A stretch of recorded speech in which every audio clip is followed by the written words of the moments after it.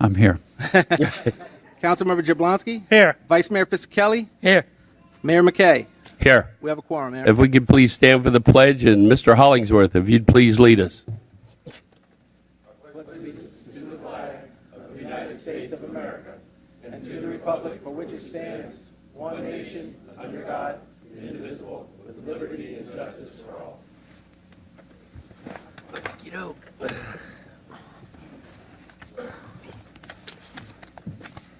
All right. I'm going to pass this to you, To Russell, if you would, Mayor. Russell. Okay, Russell, it's all yours.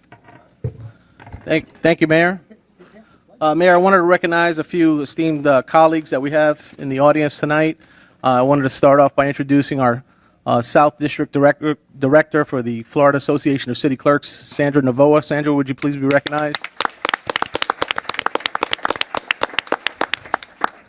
We also have from the City of Parkland, City Clerk Jennifer Johnson. Someone else that you may or may not know, Council, her name is Erica Santa Maria. I don't know if you ever heard of her before. Yeah. Nice to see you. We also have representing the City of North Lauderdale, Elizabeth Garcia Beckford, and Patty Vancheri, if you please stand. I'm going to ask you all, and Andres is here also. I'm sorry, we just met recently. What was your last name again? Bernard. From the City of North Miami Beach. Thank you. And Roseanne Prado from Biscayne Park. Thank you so much for attending. I'm gonna ask you to join me at the lectern as we make a special presentation. Come on up.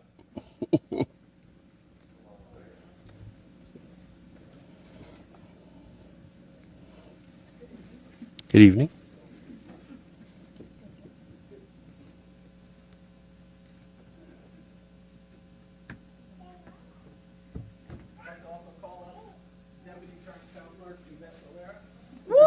Yeah.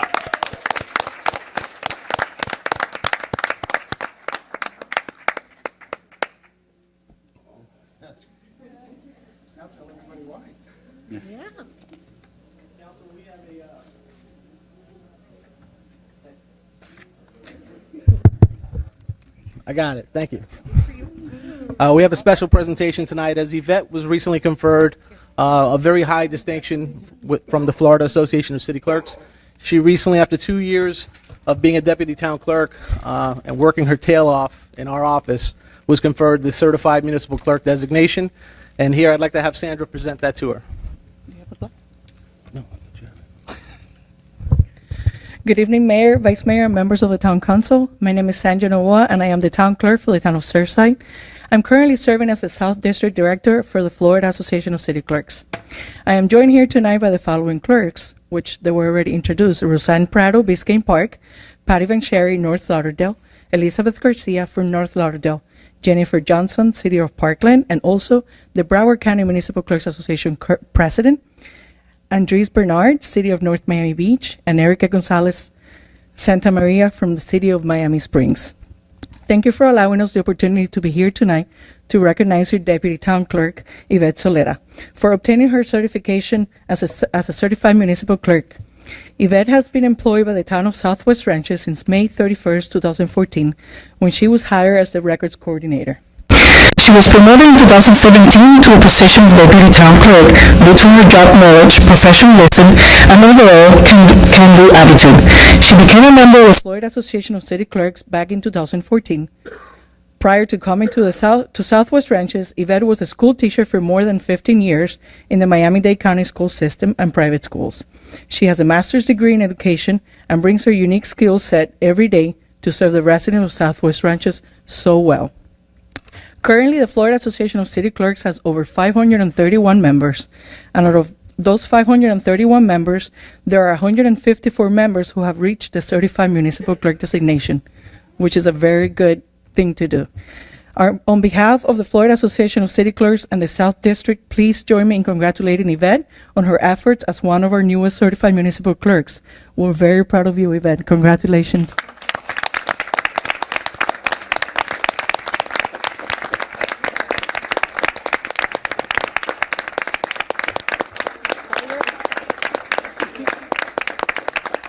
Thank you so much. I don't really like to public speak, but I feel that I do need to recognize the town and especially Russell and Andy and all of you, and my husband's support also for supporting me when I made my career change.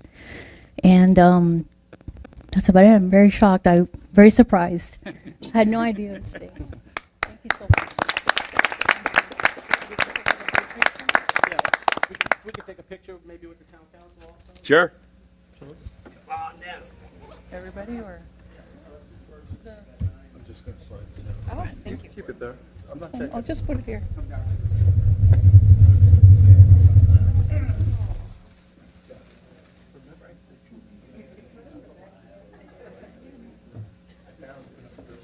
It's up to me. It said that the town shall have the sole discretion to determine whether or not it's subject to mitigation by right of way. So, which I figured it was in the code, and that's why I was like, big smile. Smile. I assume you grabbed it. All right, thank you.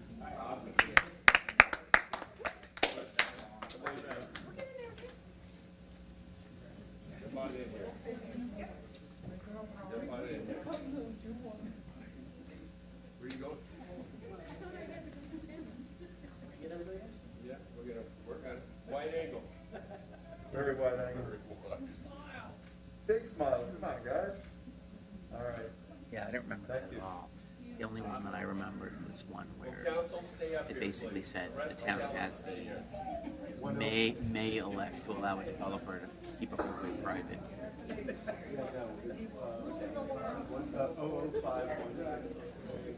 Oh, it's up there, huh?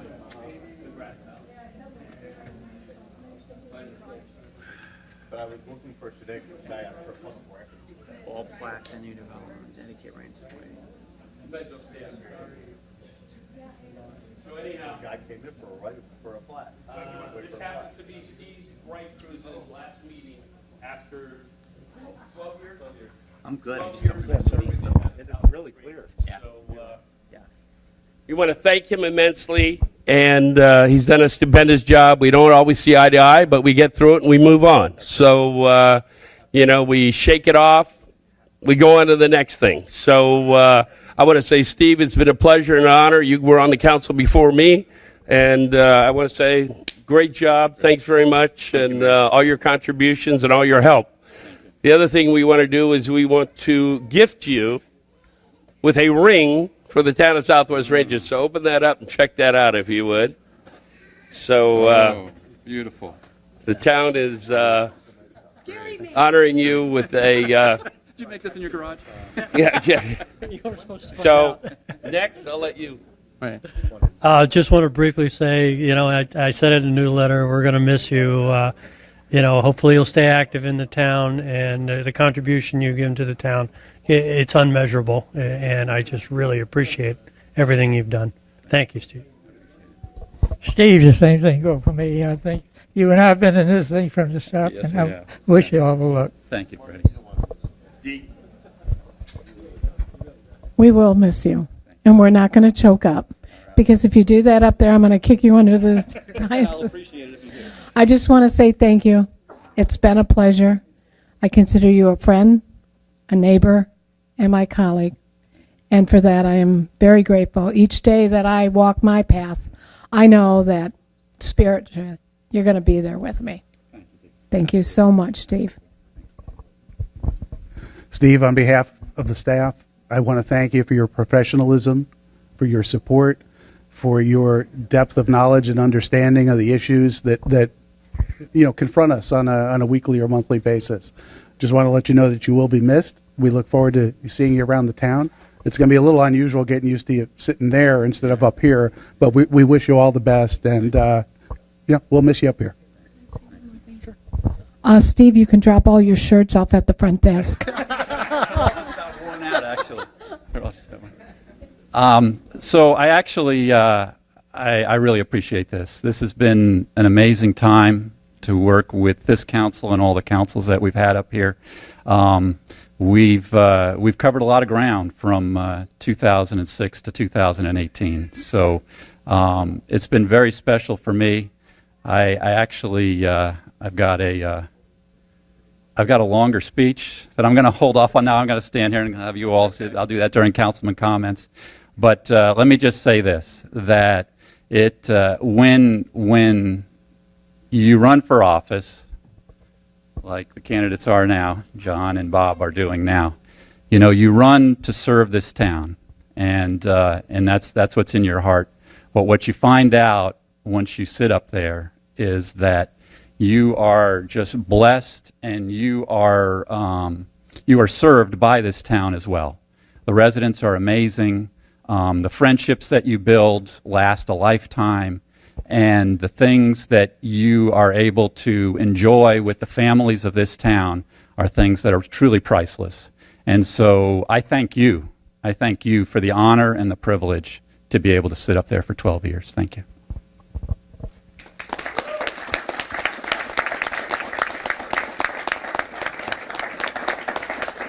It's at the front desk. Thanks.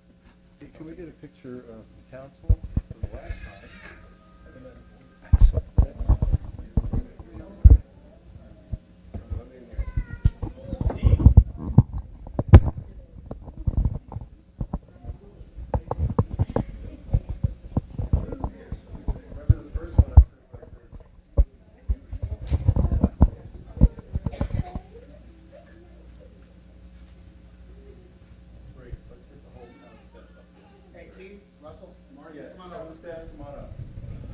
Oh, okay. That be you? Jeff, you count. Do I count? You count. You count. You've been around a long time, Jeff. You count.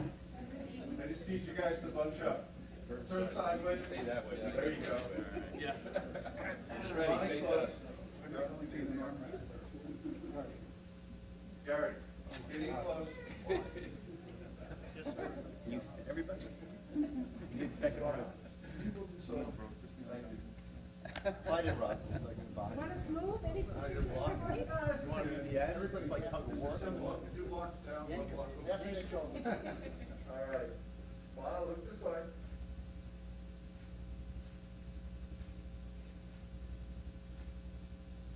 Perfect. Thank you. Thank you. Hey, Russell. You're welcome.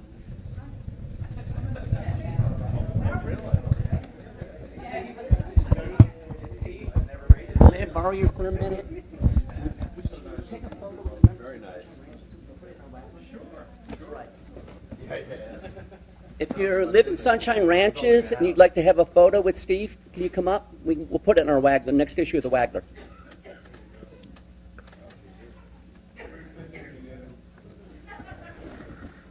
Really?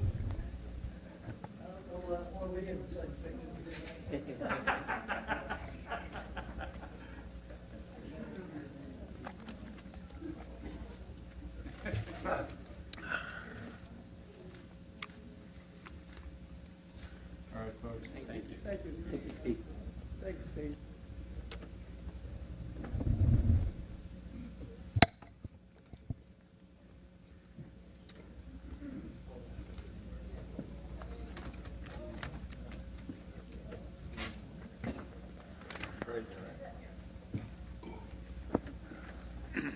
So we're going to do the quasi and then start a new meeting?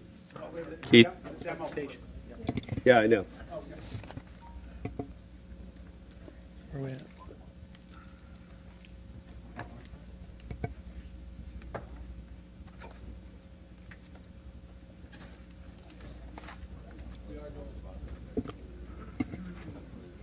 Mayor, Going to do a demo. Yes, sir. Go ahead. were we doing the demo first? Or Yeah, okay. demo first. Very good. Okay. Let me get the gentleman on the phone.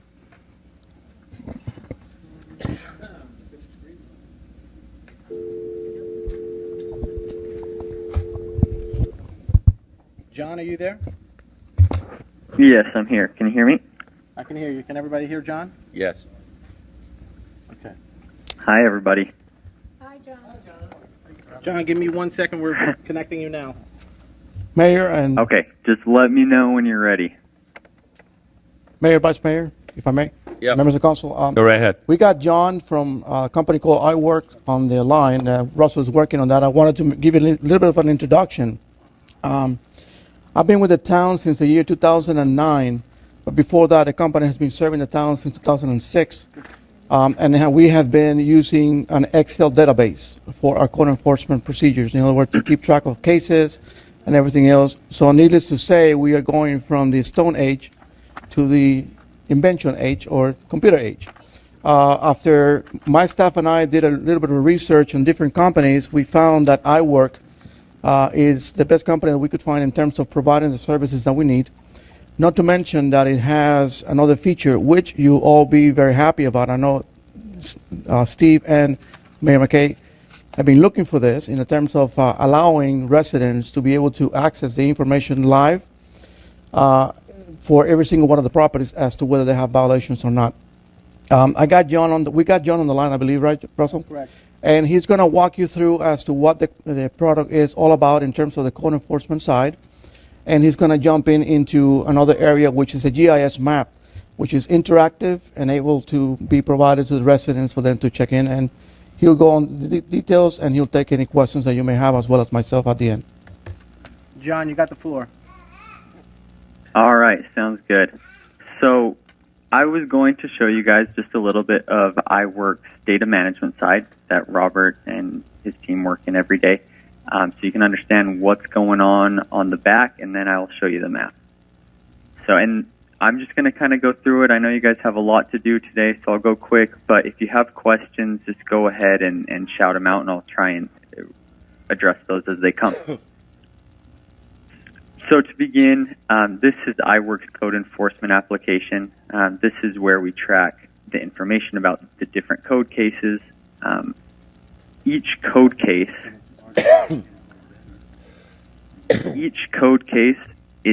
data is tracked for it, and input. Sorry, you guys, is everything good? Yeah, it's just coming across a little small on our side. Is there any way you can increase the size of your screen? Yep. I'll just zoom in. Is that a little bit better? That's probably better right there. Okay. All right, so I'll just keep it right here. So I'm pretty far zoomed in. But anyway, what happens is this is where the data is input into iWork about each code. You can enter in activities for that code, so whether that's an inspection or a court case or whatever activity or a drive-by or whatever goes along with that. You can add fees, violations, and all that can be tracked here. Each code enforcement case is attached to a parcel, and when it attaches to this parcel is when it can be shown in our map. So iWork has a database of all your parcels, and you just type in the address and it attaches to that parcel. So any information that's tracked here in iWork can be seen in the interactive GIS map. So I'm going to jump to the map so you can see what that side looks like. Does anyone have any questions about what we've seen so far? No. No, there are no questions, John. All right. Perfect. So I'm going to zoom out a little bit here so you can just kind of see what things would look. I'm going to refresh this map so you can see what it looked like just from the start. And so this is a map of Southwest Ranches. It's the parcel shape file, so it shows all the shapes for the parcels in the city. You can search for individual parcels by using the search bar up top. So I'll zoom in so we can see that better. You can search by parcel number, owner, address, legal description. So if I perform a search here, I'm just going to type in Buck because I've done that search before and there's not a lot of results. You can see that it shows me both of the parcels, and I can select the parcel that is Buck's parcel. And there are not code enforcement violations with this parcel. So you won't see any code violations, but you can see the parcel information. If you click on any parcel, you can see the information associated with that parcel and if there's a code violation. you can clear the selection and just clear out what you've seen. And if you want to find specific code enforcement cases for a certain time period, you can choose between 30, 60, 90 days, and a year and display those cases. And it gives you a legend on the side of the screen that lets me know that red ones are open and black ones are closed. I can click on each case to get more information about it. It will show property information as well as any code enforcement cases that have happened on this property for the last year. And then without the filter, without the year filter, it would show so if you just click on a parcel, it would show you any code enforcement cases that have ever happened on that property. So that is the application in a nutshell. It runs in real time off the data that has been input into iWork. So if a case is entered today, right now, when this page is refreshed, that case will be available to see on the map. And this map will just be a link, and any citizen will be able to access it and see the information here. So that is the map in a nutshell. I don't want to take too much of your time jumping into too much detail, but I would love to take questions and see what questions I can answer. I do have a question, actually. So, yeah, go ahead. But I think it's more towards our internal staff, maybe Robert. Robert, if we were to proceed with this, what would we be putting in prior information, or would we just be starting on day one and moving forward from there? What's your thought as far as what data would be contained? Currently, it is all the information that we have since the year 2006. Is already in there? Right, because we have imported all the data from the Excel database onto the system and started using the system with the new cases April of this year. Excellent. So it's been working since April this year. Actually, the program has been working since April this year, but it has imported all the information from before. Excellent. Perfect. Okay. Any other questions up here? Any audience questions? And what's the plan as far as residents' access to this? Is this a link on our website, or how does that work? If you have no objections or you want no changes to it, we will go live tomorrow, and we will provide a link on our website that they will be able to click into it. Okay. That's little Mabes. It's fine. It's fine with me if it's okay with y'all. So there will be a link on the website tomorrow, providing access for residents to do the search themselves, and that's where we are. It all depends on you all if you have any other changes, and we could always make changes to it. There's no question about it. But I think it's great. I'm excited about it. So I've got a quick question. So is this the same GIS program that the town is retaining? That is a question for it's two different corporations, but I think Russell has an answer for that. But I'm sorry, I didn't get the full question. The town has got its own new GIS system that we're going to be implementing here, I hope, very shortly. Are these two going to work together in conjunction? Could you explain that feature? Yes, we've confirmed with iWork that. Can you hear me? No. Okay, sorry. Okay, John, I know you can hear me, but let me grab the mic for the public in the audience. We have confirmed with John and his team at iWork that their layers can be implemented into our GIS system, and reciprocally. Is that a word? We can import or export our layers into his system as well for certain things. So we will be working together with iWork and having a very robust GIS system along with their stuff. Okay, I guess maybe we should have a page or a level on our system that mirrors his, just as an idea. I mean, that shouldn't be anything really difficult or extra to do, right? Well, no, that's exactly what I'm talking about. So everything that he is going to do, we want to kind of have that as part of our GIS system as well, so that when somebody if they just happen to be looking at our GIS system, they'll be able to see the layer for the code violations as well. Okay, good. Just clarify. Hold on, John. Start over, John. Our data can be exported to your GIS system, but the code cases are going to be real time on this side. So in our GIS, it's all going to be real time. If we imported it or exported it to your application or to whatever you're using for your GIS, whether that's ArcGIS, we would just have to regularly perform an export of that data. All right. Any other questions up here? Newell Hollingsworth's got a question. My question is on this GIS.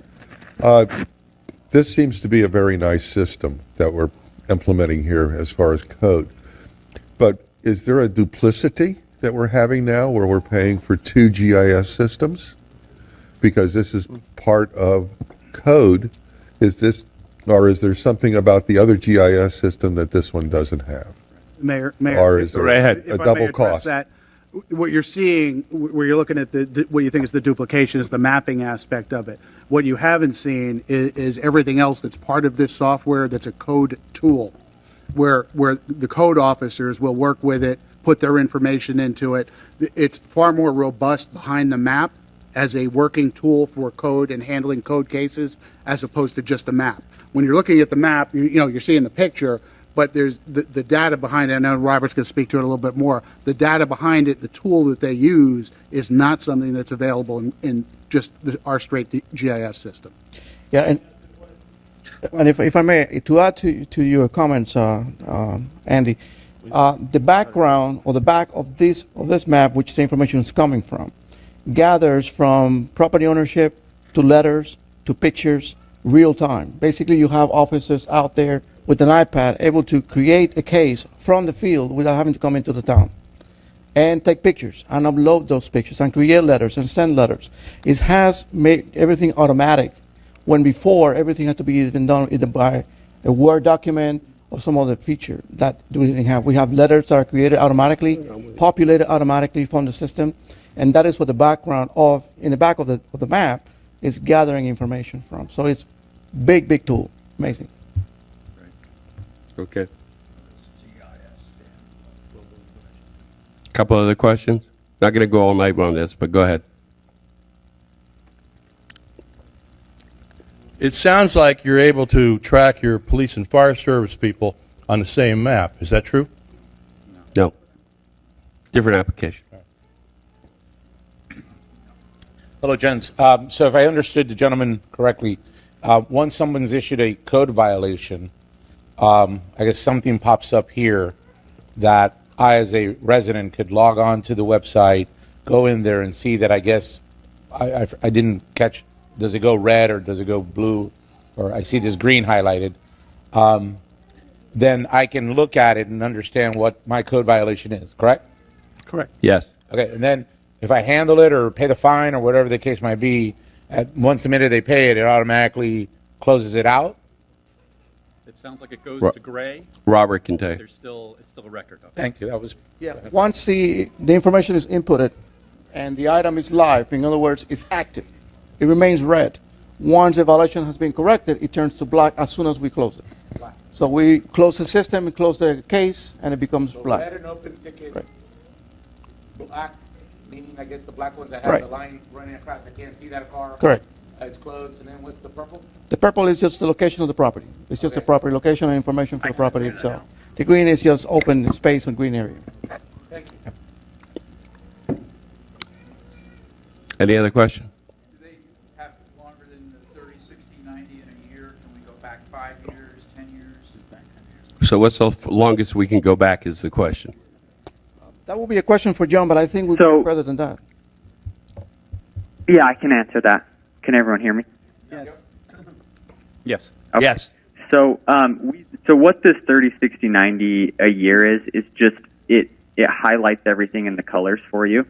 But if you actually just don't search for anything and just click on a parcel, it will actually find all of the code enforcement cases all the way back as far as you've stored them. So we can change that and we can play with those settings to show whatever you guys want. But as we have it set up now, it'll show everything unless you perform one of these searches that creates the highlighted parcel shapes. Does that make sense? I'm not sure it does. Anyhow, if you click on a site, how do you get the history? Will it just go back a year, or will it give you the complete history of that site?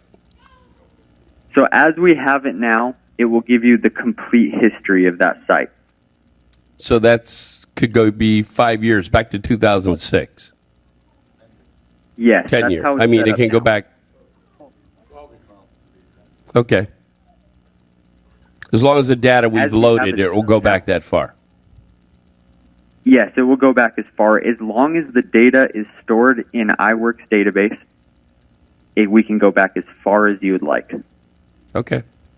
or as short as you'd like. So if you want to make sure that no one sees anything older than 5 years, we can set that limit. All right. Gary Jablonski's got a question. Hi, John. My name is Gary. I'm one of the council members. I think this question might be more for Robert. Let's say you're one of the lucky people that make the list. Or a lot. How and it turns out to be frivolous. What happens? It becomes frivolous, a case is closed, and there's nothing there. Is there a history file on it that there Should was be a a certain file frivolous? that there was a complaint. Or if a case is created, see, every time we receive a complaint, we have to do an investigation, and because of that, a case is created, and because a case is created, it highlights on the map. If the case is closed and unfounded, it becomes black and it's unfounded.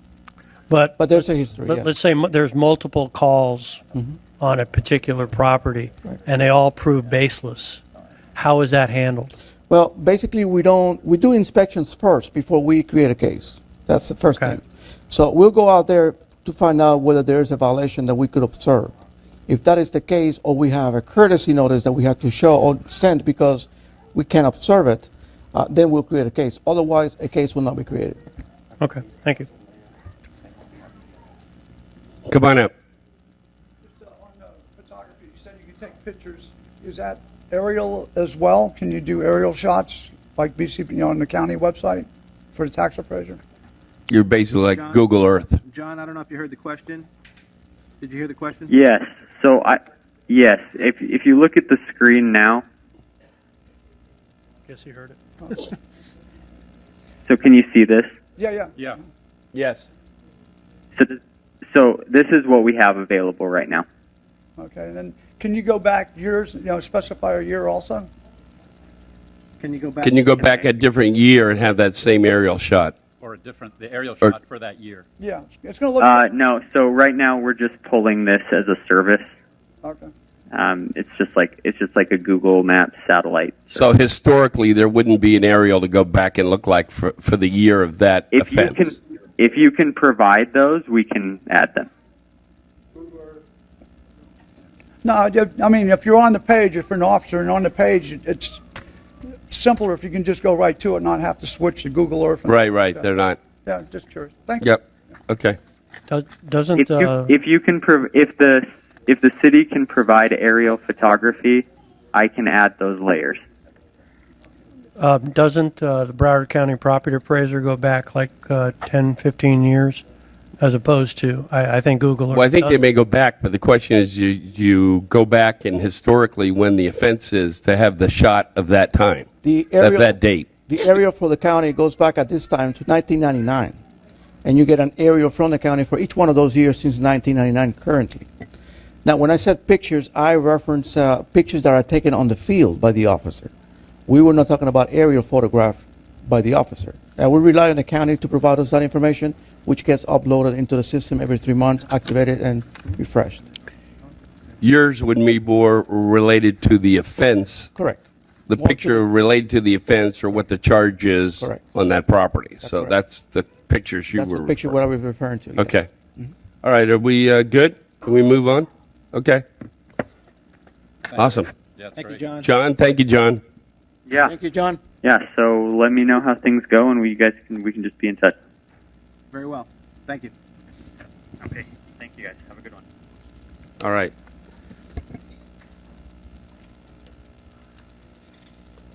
Quasi? Sure, Mayor. There are only one quasi, correct? That's one quasi judicial item on the agenda tonight. The town's rules of quasi judicial procedures are in the in the town council regular meeting agenda. If anyone needs us to read it aloud, please advise. If not, we will just incorporate the rules by reference. Russell, if you could please read the one quasi into the record, the resolution title, and then we can swear in anyone wishing to speak on the item. This is a resolution of the Town Council of the Town of Southwest Ranches, Florida, reapproving the Akai Estate site plan for the construction of 16 single-family dwelling units within the Tara Plat, located at the southwest quadrant of Griffin Road and unimproved Southwest 184th Avenue, authorizing the mayor, town administrator, and town attorney to execute any and all documents necessary to effectuate the intent of this resolution and providing for an effective date. Thank you, Russell. Any member of the public and the applicant and staff who wishes to speak on this item needs to be sworn in accordance with Florida law. So please stand right now, raise your right hand, and Russell will swear you in. Do you swear that the testimony you are about to give is the truth, the whole truth, and nothing but the truth? Yes. Thank you. At this point, Mayor and Council, in accordance with the Jennings rules, I have to ask if anyone's had any ex parte communication concerning this. I had a conversation with them just prior for the meeting at 6:30. So with the applicant. With the applicant. Okay. Yeah. Anyone else? No. Okay. Seeing none, I'm going to turn it over to Jeff Cadams from Michelle Melgren's group to enter the staff report into the record. Thank you. Good evening. We will enter the staff report into the record. You're provided in your backup the original 2016 staff report and resolution. In this case, the applicant is asking to get the original site plan approved on December 8th, 2016, reapproved without any changes. The reason is that it did expire 12 months after the approval. If permits are not applied for and then obtained within a certain time frame, the site plan expires. And that's by design so that if there are code changes or changing conditions in the community, it gives the council the opportunity to re-review the site plan with respect to those changing code or community conditions. Just a very quick background on this one, just as a refresher. It was the same exact council that approved this thing, but even I forgot a few things about it. There were a lot of different applications that went into this, not just a site plan. This was platted, I think, in the 1990s. So the lot layout is vested and platted as it is. It was previously site planned as Downey Equestrian Ranches, and then became Akai. But in addition to the plat, there were easements that were vacated, drainage easements and other easements that were vacated, rededicated in different locations and configurations. The applicant had to deal with the inability to access the property from 184th because 184th was supposed to be extended to the entrance to the subdivision, and 4 of the lots were supposed to have direct access. And because there wasn't enough right-of-way on the east side at the intersection at Griffin, a very unique arrangement had to be made, probably the only time I've ever seen this, with a frontage road paralleling Griffin Road and within the Griffin Road right-of-way coming off the church driveway to the west as a temporary access point. And Russell, can you advance the slide? So this just shows the location of the subdivision. Go ahead. The arrows along 184th show where the platted access is, and you can see that the internal street was going to come off of 184th once it was built, and the applicant or the developer of the plat was required to construct the 184th to the entrance to the subdivision.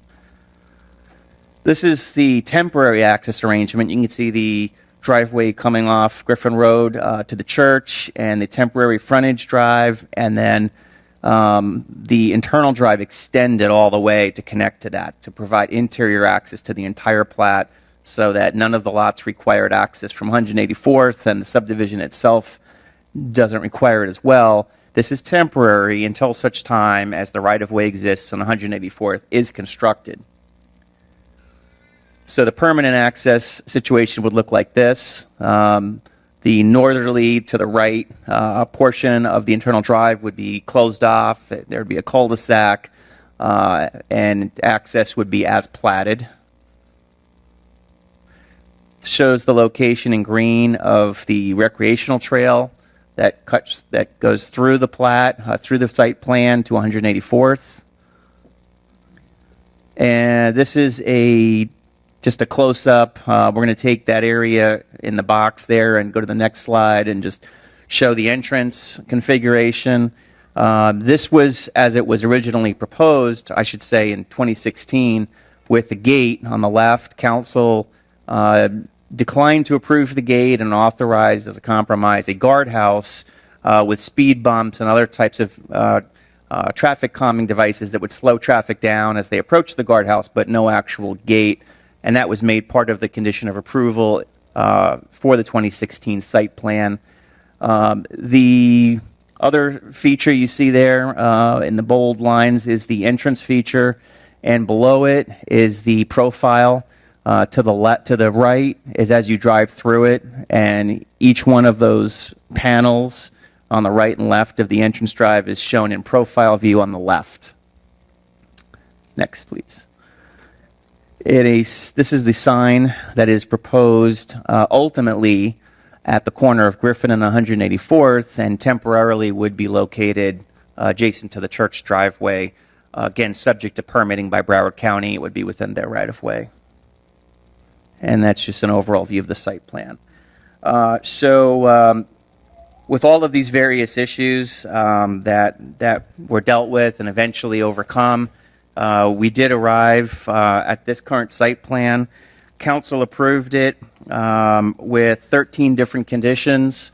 The resolution before you tonight reapproves the site plan with the exact same conditions, some of which have already been satisfied. And we're proposing to add one other condition just for clarification. One of the conditions in the resolution is that the town attorney has to approve the homeowners association documents before the first building permit's issued. And we always do this with every site plan for every subdivision to ensure that there's no provisions for streetlights, sidewalks, or restrictions on the keeping of animals that are stricter than our code. And sometimes when we get these site plans prior to council, we already are in receipt of those HOA docs, the draft docs. They already have those provisions deferring to the town's code for animals, and so we don't always call it out. We did have a situation recently where somebody was challenging us because it wasn't specifically listed in the conditions. So we want to be really clear and just add that extra condition that the homeowners association documents shall not restrict the keeping of animals in excess of what's in the code. Which conforms with the town's policy. Right, but we want it to be on the record and in the resolution. That's it for my report. Thank you. Does any member of the town council have any questions of Jeff? Go ahead, Steve. I'm sorry. Go ahead. I don't. I was just. Do we need a motion to approve this? Yes, and then I'll call the applicant. You can do Right, that's either what I was thinking. before. So I'll make a motion to approve with the amendments as proposed. Second. Okay, I've got a questioner. There is a drainage issue that I spoke to them about that they're well aware of related to South Broward Drainage District to get the water from that property to the canal. So I just want to make sure that that's part of it in some fashion. The other thing I'd like to do is make sure, and I spoke to them about, is the dark sky ordinance lighting code that the town has. And make sure they're aware of it and have a copy of it. I don't know.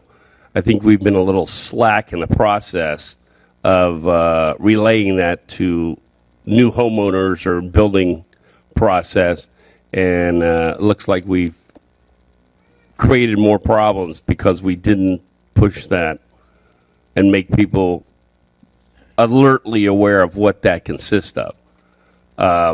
So I would say that, I'd like the lighting code to be part of it, and that drainage issue of South Broward Drainage District to be included in that process also.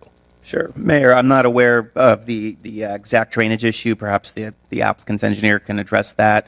In terms of the lighting ordinance, We can add that as another requirement that the homeowners association documents have to reference compliance with our dark sky lighting ordinance. It's really unnecessary from a legal standpoint because they're required to follow the code. But essentially, Mayor, what you're basically saying is Creates awareness. When the building department receives the plans, they have to look at it from a. We've been a little slack on that, and they've been kind of doing it basically on commercial stuff. And they put a stamp. They put a stamp on the plans to tell you about it, but if they don't catch it or read it, you know, that just gets flown over, and they put in whatever lighting. They don't realize there's lumen limitations and glare and all this other stuff. So Russell told me it's Robert's issue, and he's sitting here, so I assume he knows to look at this when this comes. Correct? Okay, before I turn it over to the applicant, if they or representative, if they want to make a presentation, I just want to mention something to the public in case they're asking. We've had a lot of site plans come before you in the last year. This is the only one that's been asking to be continued or renewed. And there's a reason why that the other ones that still have not been built have not come before you. And that's because the Governor Scott issued numerous executive orders that allowed property owners to extend automatically without having to go back to the council their site plan for another year, 2 years, 3 years, etc. And I'm looking at the applicant because he's probably getting frustrated when I say this, but this applicant didn't actually do the request within the time frame required. So while you have a slew of other applicants in the town who were automatically extended by virtue of a simple request, this applicant had to go through this process again because they didn't send the letter to the town. They missed it. So I just want to explain that if you're wondering, you know, why other ones have not come back before you. At this time, I'm going to turn over to the applicants or the applicant's representative. If you could please just state your name for the record that you've been sworn in and essentially address the drainage question that was asked. John Tello, Schwepke, Shishkin.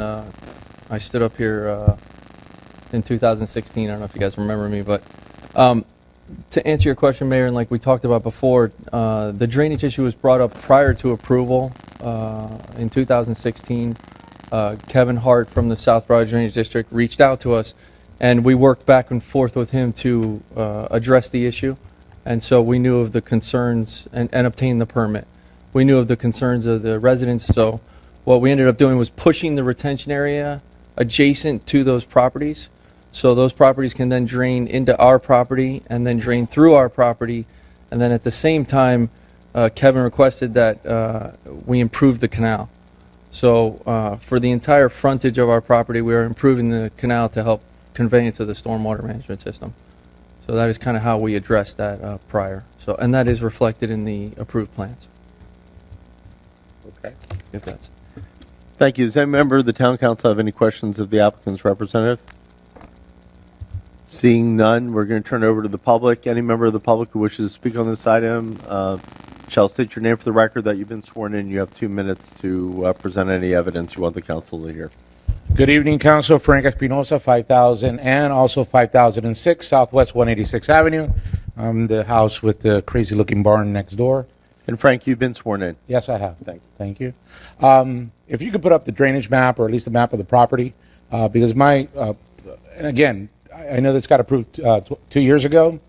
My concern as far is for drainage. I know when I built the barn, most of all of you got to know me well with the issue of drainage and what I had to create in the back of my barn.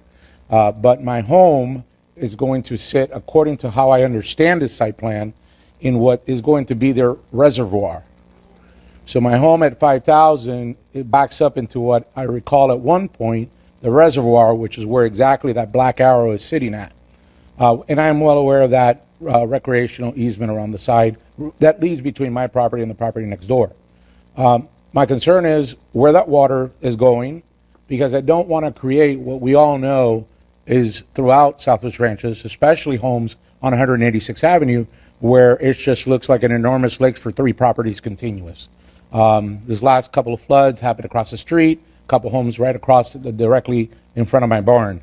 I went through a lot to create my small lake that I have in the back of my barn area, and I had to create some other drainage easements that Robert and I worked through with the South Broward Drainage. So at the moment, my 2 properties are significantly dry. I took the barn up as high as I could go, and I spent an enormous amount of money on fill and things of that nature. I just don't want to create an issue with the water runoff to the back of my property where I live, which is 5,000 Southwest, which butts up right with that retention. So if someone in staff or the applicant can at least enlighten me personally on that. The other comment I want to make is the temporary quote, quote, and permanent quote, quote, entry into this facility. We know that 184 Avenue is on a long-term 2040 transit plan in the county. And whether it happens there or it happens further down, and that 185 Avenue entrance is a tight U-turn, almost very tight, and we have a very small curb cut at 185 entry into the church. And we all know the traffic and the accidents that have happened between, let's call it, Fishing Hole Park and the light. So with that, I just want to make sure that you're all well aware. I don't have an issue with the project. I think they're going to be beautiful homes. I'm sorry that the applicant's gone through these headaches. I feel for him in that aspect. I just want to make sure that we get the water in the right place. Thank you. Sorry for going over. Thank you, Pray. We'll let the applicant's representative address it in a minute, the drainage issue. Any other member of the public wish to speak?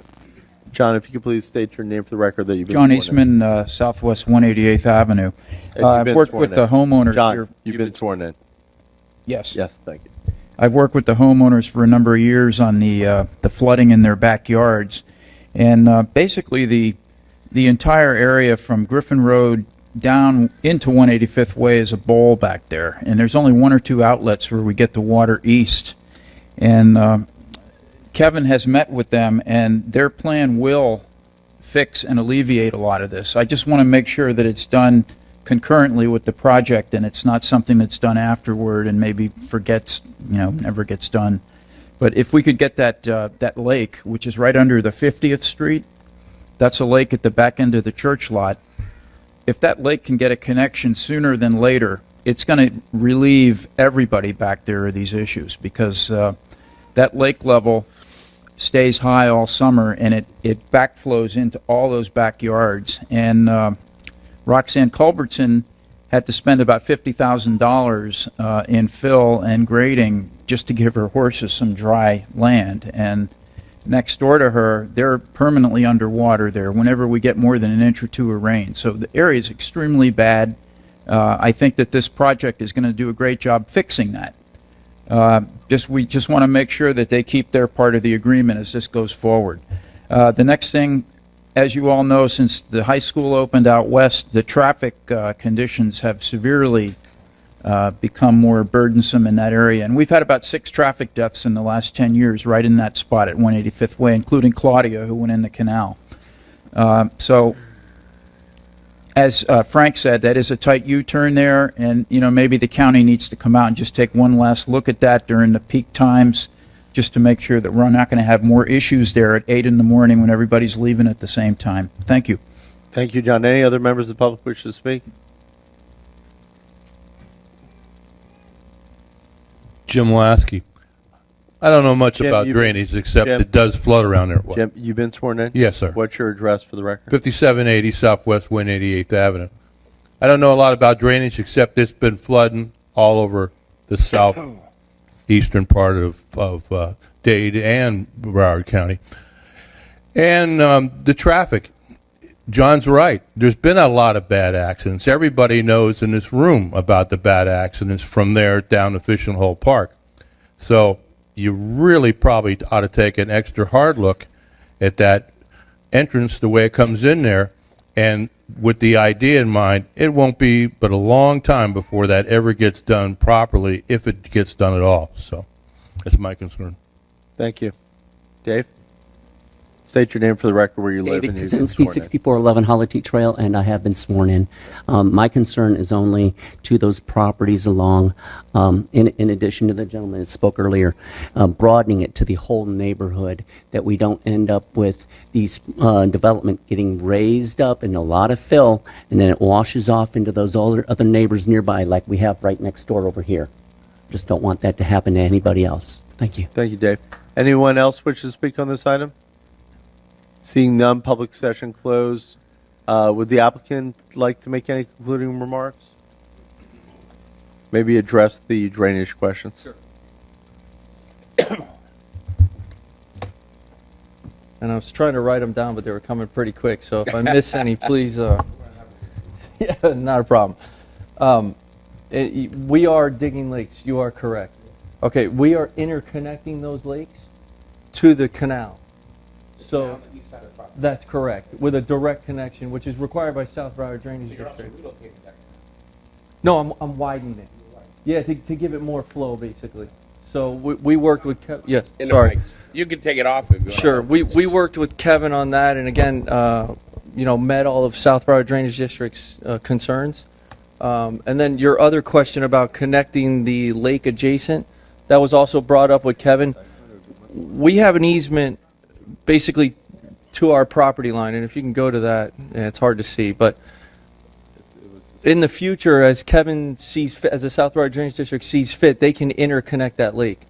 So at this time, it would be on the owner of that property, and again, if he can get a permit from South Broward Drainage District to connect to our lake. But they are trying to interconnect the entire drainage system to help alleviate your guys' concerns. So, and then the raising of the property, someone brought up us raising our property. We are raising our property, but at the same time, we're depressing the areas to basically alleviate the concerns of flooding. So in South Broward Drainage District, I don't remember who had the question, but in South Broward Drainage District, you're required 20% of your property either be lake or retention area. And we have met that and exceeded that threshold. So I know you think we're just going to raise the entire 40 acres, but that is not the case. We are only raising where the homes are, and we are depressing, as you can see from the plans, much of the remaining property. So any other questions, I'm here to answer. Thank you. Any other questions for the applicant? Okay, Jeff, do you have any concluding comments? No. Okay. It's a little out of turn. Come on up front. John, if you could just restate the question to the mic and then answer, then we're not trying to do a Q&A, so this is the last one. Tommy Pender, 4511 Southwest 133rd. I haven't been sworn in. Tommy, just ask your one question because you're not Okay. testifying. I was just curious, what's the finished floor going to be, and septic tanks and stuff like that? How's that working with the health department, and what's your final finished floor? Sure. Our finished floor is proposed right now at a minimum 8.5 NGVD. And then septic tanks will comply with the health department's code. Yeah, exactly. Okay, thank you, John. Yeah, thank you. Seeing no more public comment this time, public session's closed. The applicant's made his concluding remarks. Staff's made his concluding remarks. I saw the council member Jablonski had a question of someone prior to deliberation. It got answered. Oh, it got answered. Okay, thank you. At this time, Mayor, it's over to the council for deliberation. Any other questions of the council? No, I don't have any. Call the question. Councilmember Schroeder, Yes. Councilmember Brightcrus, Yes. Councilmember Jablonski, Yes. Vice Mayor Fisickelli, Yes. Mayor McKay. Yes. Motion passes. Okay. Okay. Do we need to reopen this meeting? No, it's open. You're good. Okay. Public comment. Go ahead. How many speakers we have? Mayor, we had 3 people sign up, but I think they all spoke for the first item, so I'm not sure if they're here for open public speak or, okay, looks like that's the case. I believe Astor is requesting to speak. Is there anyone else who wishes to speak? Oh, you are also? Okay, so Mr. I have Frank Espinosa on here. Bob, are you speaking also? So we have 5 speakers tonight. The rules of public comment are in the agenda, 3 minutes each. John Eastman, you are number 1. You have none. John waves, so we go to number 2, Jim Lasky. Jim? Jim's not here, so Jim waves. Number 3, Frank, sorry, you're up. Thank you. 6th. Frank Espinosa, 5000 and 5006 Southwest 186th Avenue. My public comment today is just, and I believe John sent it earlier, the whole issue with the traffic. We know that the 184 is off of our plate for at least 2040 plan, and if it doesn't get kicked down the can. 2040, I should be 78 if I'm still alive. 186th Avenue, gentlemen, still doesn't stop. It's our speedway. I remember Hollywood Speedway. Remember that? Back when I was out here, I used to come down University and then drive for miles and miles and miles. 186th Avenue is not getting any better, people. It's not getting any better. Whether we're out on a Sunday and I get the finger at me because somebody wants to just swing by on our horses. Our horses that get spooked, they're pretty well accustomed, but hey, it's still dangerous. The issues with getting my neighbor across the street now his mailbox on the floor. I hear there was some car tracks that went by. It doesn't stop. It doesn't stop. We have the speed bumps. We've had the issues on Griffin that you all were aware of. Now with this project, and again, I'm not here to deny this gentleman in any way that he needs to build his homes, but that entrance at 186th Avenue at the church is going to be an issue. I heard Russell say or staff say it's a temporary entrance. We know it's temporary to at least I'm about 78 years old. I don't know what else you're going to do. Sundays at 1 p.m., you cannot exit 186th Avenue because everybody from that church, and they're moving. They're like flying. I actually have to just inch my way until I actually get somebody honking at me so I can go and get out. That's a Sunday, 1 p.m. Bad time to be on Griffin at 186. So my comment is we got to do something. We got to do something. I don't know what it is. I don't know what you can do, but we got to find a solution for our Speedway, 186th Avenue. Thank you very much. Thank you. Jim, did you want to speak because I passed on you? Thank you, Keith. Najer was calling. But he's right, all about Griffin Road. We've been talking about it for years, but it's been a joke. We're going to leave it the way it is because everybody here has said it was fine the way it is. But you got to be forward-looking when you look at roads. People love Griffin Road. I don't care who they are. They could be from Okeechobee. They could be from the Keys. They could be from anywhere. They seem to find Griffin Road and come right down it. You really got to get hopping on widening that road. Anyway, that's all I have to say. Thank you. Next speaker, Astor Knight, followed by Bob Hartman. Astor Knight, 8930 Northwest 12th Place, Plantation. I'm just here to say that I'm very grateful to see Steve at the end of his term retiring, and believe me, the years we've spent on the council and off the council have been stormy at times, but always a gentleman, always willing to compromise or to listen to somebody else's point of view. Right. Thank you, Steve. Thank you, Astor. And the other thing I want to say is the car show is coming up on the 17th of November, and I hope everybody will be there. Thank you. Thank you, Astor. Bob Hartman, followed by Jill Aronofsky, followed by Debbie Green. Bob Hartman, 5441 Southwest 198 Terrace. Steve, first off, I know you a very long time. I know you before you were on the council and the first time you tried to get on the council, and your perseverance has been tremendous. I think you've been a great influence on the town. You've brought, to some of the different things that have gone on, you brought clarity. You brought a steady hand to it, so thank you, and congratulations for making it so long. Thank you. I appreciate it. Thank you. I also want to spend a couple of minutes talking about some people that have become very important to me. You'll see a bunch of people back there with shirts kind of like mine. They're a part of our volunteers. I have to say, one thing I didn't realize when I decided to run for office was the people that get involved. The people that have volunteered that are here, and thank you all, and the folks that aren't here, they've taken the high road on every issue. They're not out there slinging mud. They're trying to do it the right way. And I didn't realize nearly how much work it is. And if it was just me, it would be a problem. So last thing, this whole thing, it's amazing. Everybody's against the 5-0. People are against the 5-0. This is another one you can put in your notch in your belt as a 5-0. I've seen signs come up all over town saying, vote no. Here's why they should vote yes. You miraculously do agree. So I'm not campaigning. I'm just saying you just did the right thing. I know what you're going to say. So I think it can happen. Thank you. Vote yes, folks. Jill Aronofsky, followed by Debbie Green, followed by Gay Chapels with the Tommy, you're the final speaker. Good evening, He Mayor, came in Vice listening. Mayor, Council, Keith, Andy, and Russell. I'm Jill Aronofsky from 5781 Southwest 88th Avenue. Steve, thank you for your service, and it's been a pleasure working with you, and I hope to see you at our meetings at the Absolutely. Homeowner Association. Thank The reason why I'm here to speak tonight, I'm really concerned about what was given to me a few days ago. We have two candidates that are very capable, running for office. They don't need any support that's not permitted by election.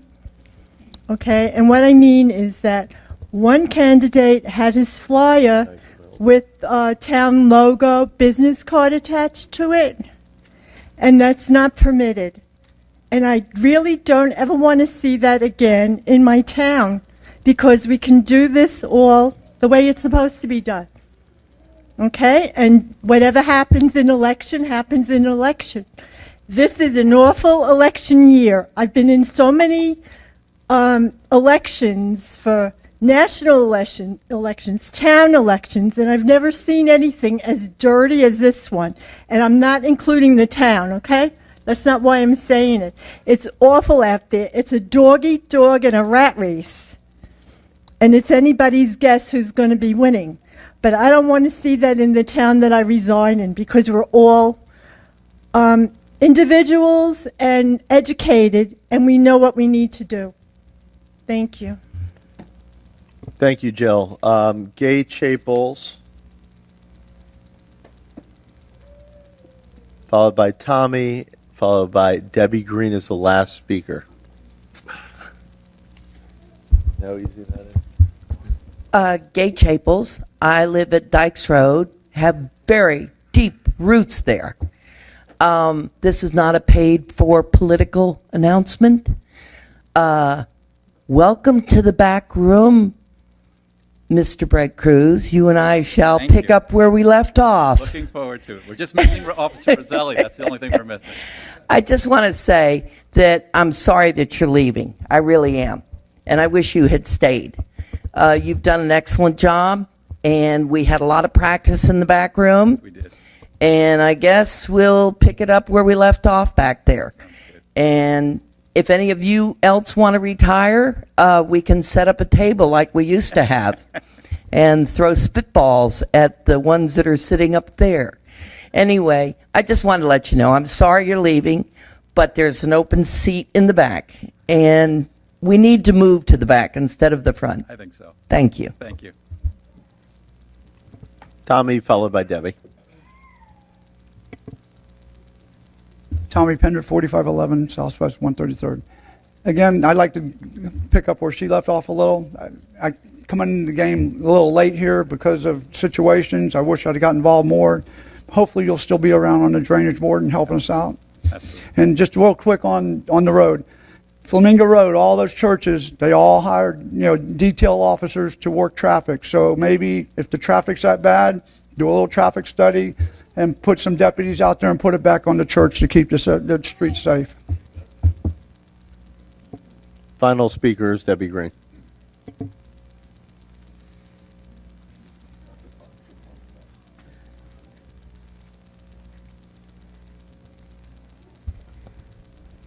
Debbie Green, 5201 Southwest 199th Avenue. And again, I want to thank Steve and for giving me the encouragement and confidence to all the way back from when I moved in Right. early 1990s when you were the president of our HOA to be involved and just stand up for what I thought was right. Thanks for staying involved. Okay. So now on our town's, I'm reading.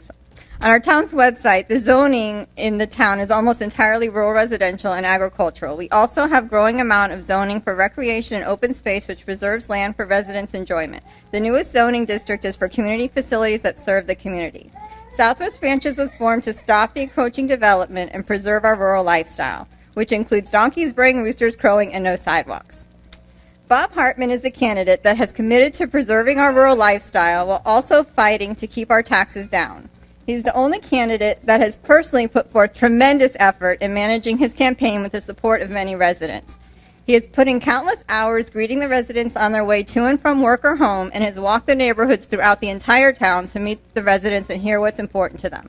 It appears that his opponent has put forth minimal effort of his own and relied on others to manage and promote his campaign, and as of the last posted campaign report, has support from only commercial donors, no residents. This should make us wonder what kind of commitment he is willing to make to fulfill the duties required of one to sit on the council, and also whose interests he will look out for, the residents or commercial. In keeping with our desire to remain a residential, rural, and agricultural town, I strongly support the two amendments. The First Amendment relates only to town-owned property, and this is the property. One of the properties is the property at the corner of Dykes and Griffin Road, currently being used as a holding place for dirt. This charter amendment was only proposed and voted The charter amendment was only proposed and voted unanimously by the current council to protect that property from being sold by a simple majority of council members in attendance to sell this property for commercial use, like a light shopping center. While a couple of council persons supported this effort, the town staff was instructed to look to the advisory boards for input and a pro forma of the net revenue that could be brought into the town and how that would then spread out to the taxpayers of the town. The annual net result of tax reduction to the residents amounted to the cost of a cheap bottle of wine. The input back from the advisory boards was against this type of development in this area across all the boards. The only cost to the town for retaining the vacant field was $1,375 for mowing the property. At present, a nearby contractor is making a contribution in the amount of at least $60,000 to the Southwest Ranches Parks Foundation, who in turn will donate funds back to the town's parks, which in turn alleviates funds coming out of the town's budget to meet grant requirements. By voting yes on the First Amendment, it will require a unanimous vote of the council to sell a property owned by the town, and then the question as to sell the property will go to a vote by the residents. The Second Amendment relates, can I just have one more? Nah, Debbie. Some other people want to talk, sorry. Can I just have 40? You got a lot more to go, dear. I don't. You've only got the First Amendment you're still reading on. I have a very short period. It's less than a minute. I promise. I'm good, dear. Okay. Sorry. You have always. I haven't always. This is a campaign speech anyway. So sorry. Sit down. You know, I have been a regular at your meeting. Dear, and you're I'm done. respectfully asking. Excuse me. Well, let me just end with a quote You're from done. Mary Gay Chapel. Dear, you're done. Lifestyle is unique in South Unbelievable. Florida, and everyone here has the same mentality when it comes to what is important to us. Making sure that Southwest Ranches. Officer, would you come up here and remove her, please? Doug's true colors. That was the whole campaign speech. We really don't allow them, and I let it go on. So, you're mistaken. Mayor, item 6 is board reports. Board reports? Any board reports? None. See no board reports. Board reports are done. All right, council member comments. I'll go. Go ahead, Gary. Thank you. Okay, thanks everybody for coming. Few things to go over. Just on the calendar wise, this coming Saturday, October 27th, is Halloween at the barn, 6 p.m. till whenever. Bring your candy, bring your kids, bring a cart table, bring a red Solo cup. It may become necessary. Usually a requirement to get in the parking lot. But we have a great time. And meet your neighbors. And the kids are adorable. And we give them a place to go in our neighborhood that's safe. And it's been a very successful affair for the town. November 1st, Thursday, the Broward County Property Appraiser is going to be here from 2 to 4 p.m. I want to make sure we know that. November 17th, the Parks Foundation's car show, 10 to 4 at the barn, and chili festival, not cook-off, festival. So that means there'll be lots of chili there. On December 8th, we have the annual fun horse show at the Equestrian Park from 8 to 5 p.m. That's equally a lot of fun to go see. To see all the kids and their horses perform, it's a real treat to see all of that. I'm going to diverge a little bit from the calendar right now. I want to say thank you to a longtime resident of our town who has since left us, He was instrumental in the formation of the town and a lot of things that occurred design-wise in our town. And as soon as I said that, everybody knows I'm talking about Ken Sameta and his lovely wife, Cindy. They have since moved away. And I just want to thank Ken and Cindy, but right now I'm emphasizing Ken, for his dedication and volunteering. He served on 2 committees. He was chairman of the Rural Arts Committee, and he served on the Comprehensive Planning Board Committee. And of course, he was at all our functions, and they've done all the town functions, and really dedicated neighbors, the kind of people you'd want to have living next door to you. They raised their kids here. They went through Hawks Bluff with my children, Silver Trails, Falcon Cove, you name it, through high school and on through college. And the town is going to be sorely miss him. His design visions that he brought forth for the town were fantastic. The color schemes and the expertise that he lent us were unbelievable. Having said that, Ken Sameta was my appointment for the Comprehensive Planning Board, which is now vacant. And I understand that we're going to have a retiring member here. Steve, if you'd like to have that slot, I'm offering it to you first. I would be honored to have it. Thank you. Okay, Thank good. All right, that's one off the checklist. I don't have to worry about it. Thank you. The other thing I want to just say, and I want to segue into kudos to Steve for his service. I just want to say thank you from the bottom of my heart for all that you've done. And I'm going to list a few things that most people don't realize that Steve does and has done over the years. He served on various committees. He then became a council member. And while he was a council member, he didn't rest on his laurels. He went to all the HOAs. He went to all the advisory board meetings. He continued to write articles in various publications in the newsletter of the town and the DWR, to the point where it got to be a race between me and my wife to who got it first and read the article first. So that was always an interesting conversation. Steve brought wisdom to the council. I think a lot of times where sometimes it was sorely needed and we needed somebody to step back and just say, this is what this is really saying. And he was able to take the emotion out of it and add the objectivity to what was probably contentious at the time throughout the years. And there are too many of them to enumerate them all. Just to want to say that in general. But one of the things that I think we're really going to miss up here that Steve provided was his ability to explain a situation or a bill or a ordinance or a resolution that was before us to the general public and probably to half the council who probably didn't get it the first time around. He was able to explain it and put it in its proper context, and I'm going to really miss that observation. And Steve, I really want to say thank you for all that you've done, all that you hopefully will continue to do. That you don't get too much in the lounge chair and forget your roots and everything that you've fought for. So once again, like I told Mayor Jeff a couple of years ago, the one thing you can never say enough of is thank you, and I want to say thank you again. Thank you. Well-deserved rest. Thank you. I really appreciate that. And I'll wrap it up with that, Mayor. Mm-hmm. You'd like to go next? Dee?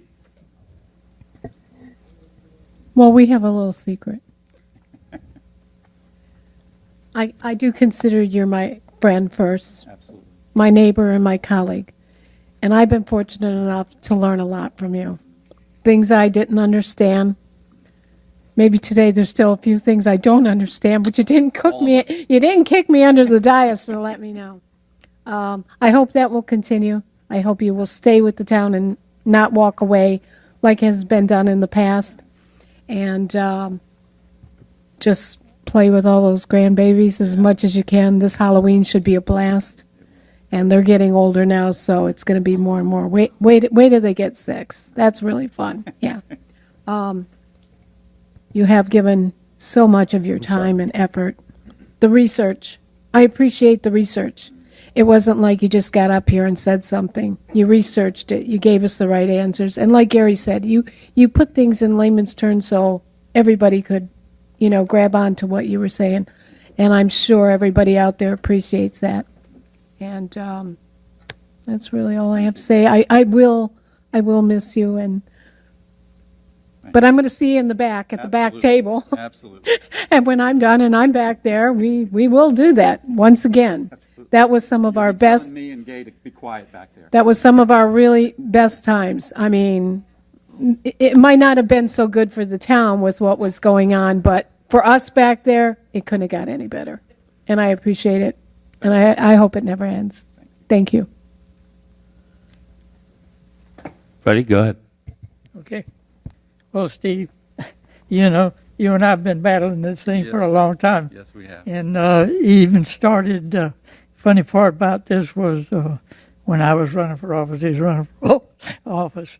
And he told me himself later on, he says, he'd get me talking. He said, I figured if I keep him talking, he can't politic. That's right. But we've been very competitive, Pete, and I can't tell you how much I marvel in the way you can write and the way you can speak. I wish I could do it the same, but you're good and you represent the town unreal. Your name and everything is good in everything you do, and you're going to be back. You ain't going nowhere. We know that. So I just wish you luck. Thank you, Steve. Thank you so much. Thank you so much.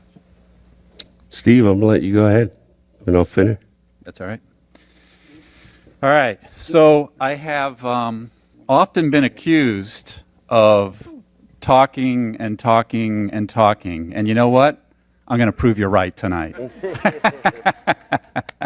One last time. There's so much that I want to say, and it's a matter of trying to cut it back. And so I believe it or not, this is the cut back version. So when I was sworn into office, it wasn't in this building.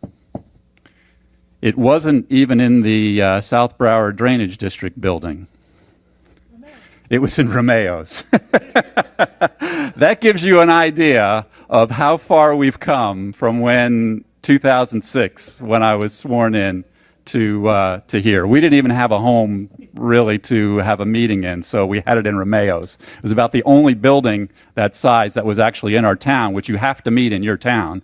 That's state law. And that was, we had the little party room off to the side, and that's where I was sworn in. So we've come a long way. We've come a long way.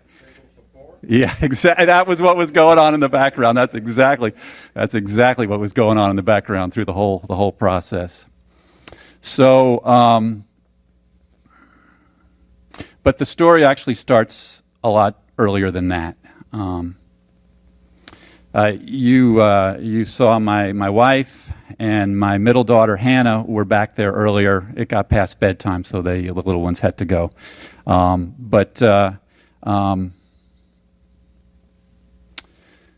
Back when they were very young, I have 3 daughters. We have 3 daughters. My wife and I have 3 daughters. And back when they were very young, we were living in Plantation, beautiful place, right, Astor? And but my wife and my middle daughter Hannah, I have to give them both credit for this. My wife grew up out in the country. She's a country girl. And Hannah is my country girl at heart of my 3 girls. She loves the outdoors. She loves the open space. She loves animals, horses. She loves it all. And so when we came to that realization, we realized that we needed to move someplace else where I could keep my wife happy, which was critical, and we could go a place where Hannah could have horses and she could experience that part. And so we looked all over South Florida. We actually we went all over. And we came to a piece of unincorporated Broward County out west. And we found, we couldn't believe that we found the place that we did. We had a list of who knows how many things, 20, 25 items. You know me, I'm a list guy. I'm an analytical kind of guy, so I had my list. And we came across this house, and I remember on the list, one of the things on the list was a brick fireplace. How many brick fireplaces do you think there are in South Florida? We walked into this house, I mean, it was check, check, check, check, check, and a brick fireplace in the middle of it. So, but it had the open space, which was on the list. It had the ability to have animals and horses and all that was there. And so we fell in love with the place immediately. We fell in love with the area immediately, and it quickly became home. Those of you who know me well know that I don't have horses, and so you may be scratching your head saying, what happened? It was only within, literally, I wish Hannah were here so she could correct me, but I'm going to say 3 weeks after we moved in here that she met her best friend. They were maid of honors in each other's weddings, still very best friends, and three doors down, 2 horses down, and so that became her horse down there, just a couple doors down, 3 doors down the block. So saved me a little money there, but a lot of money there, a lot of money there. But so this is home. The point is that this is home. This is a beautiful place. This is where there's no place else. I can honestly tell you there's no place else in the world I would rather live and raise a family than right here. Come to the climate, the people, the diversity, the open space. It's home. There's no other way to say it. It's home. And so I feel very privileged to be here and to live here. To live here is amazing. But you all gave me a much greater honor than that. I did run for office first in 2002, and Freddie, you stole my thunder, but I'm glad that you did. I'm glad that you did. I'm going to expound on that story just a little bit more. So I was running against Forrest Blanton, who was one of the original council members. There he is, third one from the door. And so the town was formed in 2000, 2002. I was all fired up to run for office. Gay could finish this sentence. I mean, I got crushed like a grape. I mean, it was embarrassing. It was embarrassing. So on election day, I was going around and I kind of knew how this was going to work out. Hope was still there, but it was not good. So I'd gotten to know Freddie just a little bit. And he was out there campaigning hard for Forrest Blanton, and so he was standing there and he was campaigning. I was standing there. Everybody was passing me by, talking to Freddie, picking up. Oh, who should I vote for? Forrest? Okay, and he'd go in and they'd vote. So I quickly changed my strategy and I started talking to Freddie, and we talked for about 3 hours. I just kept him busy so he couldn't get more votes for Forrest, but I still got crushed like a grape. But it was a good day, and it was the start of a great friendship. So 4 years later, I ran again. Forrest declined to run. He stepped away from the seat and ran again. And I was fortunate enough that you all elected me into this office. And what an honor it has been. What an honor it has been. You all have been wonderful. I said it earlier. What I have given to you, you have given to me 100-fold over. You have become the village that has raised my family.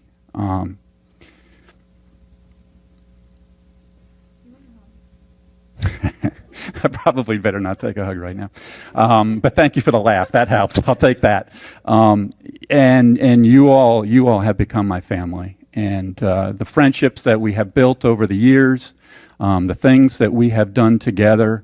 You all, I could try and express it, but I'm going to come up short no matter what I say. You all are wonderful. I also want to express that the councils that we've had up here, you all are amazing. Thank you for the kind words, but you all are truly amazing. What an honor it's been to work with you all, to work with, I had the fortune, except for Johnny, I did not have the chance to serve with Johnny Dollar. But aside from that, I had the honor to sit up here with everyone else. And the inspiration and the dedication and the heart that goes into you all that have sat up here and given to this town is wonderful. I appreciate it. I also want to express to the staff, we have an amazing staff here, Andy. Starts with you, and I appreciate your dedication, your commitment to this town, your heart for this town, and the ability that you have done to mold the staff, to mentor the staff, to develop the staff in a way that serves this town beautifully, and just is dedicated to serving this town. I think that from a staff standpoint, we have a staff that loves this town, that knows this town inside and out, and that puts in so much hours, puts in so much dedication to this town that a lot of it goes unseen. A lot of it goes unseen by me, but I hear about it, you know. So I know it's happening. But I'd really like to go through one by one. Emily, the dollars that you have brought into this town, that you have, when you go around to these parks and you see the beautiful things that are going on here, thank Emily, thank Esther as well, but thank Emily for the grants and all the things that, I know you do a lot more than that, but that's the thing that kind of stands out for the residents. Thank you. Rod, all that you do. I see you in the meetings, the drainage meetings, and going over things and talking us through things, explaining things out, and the dedication to get things done. The number of projects that you and your staff gets done every year, I'm amazed. I'm amazed. Robert, I've said this many times. Not that there's an easy job, in on the staff here, because they're all tough. They're all take a lot of dedication. But Robert, I believe yours is the toughest. That's my opinion anyway. And you and your staff does an amazing job. And Yvette, thank you. We just all that you do. Appreciate it. And, Susan, the newsletter that goes out every month is a masterpiece. It's absolutely beautiful. You can just tell the heart and the soul and the dedication that goes into that. It invites people to open it up every time it goes to their door, because it's so beautiful right on the outside and all the work that goes into it. So thank you for that. And Sandy, thank you. We're coming out of hurricane season. Well, I shouldn't have said that. Okay, that's it. All right, batten down the hatches, load up with water. But no, all that you do to keep everybody informed and keep everything between the disasters that can come by and the waste contracts and all that. You're giving Robert a run for his money, okay? But thank you and appreciate all that. We have an amazing staff. We honestly do. They go, I also want to do just a shout out to December. I know I'm probably missing other people, but I want to do a shout out to December. All the work that she does for keeping our parks up and just running here, there, and everywhere, and does it all with an amazing heart. But the staff that we have is truly amazing.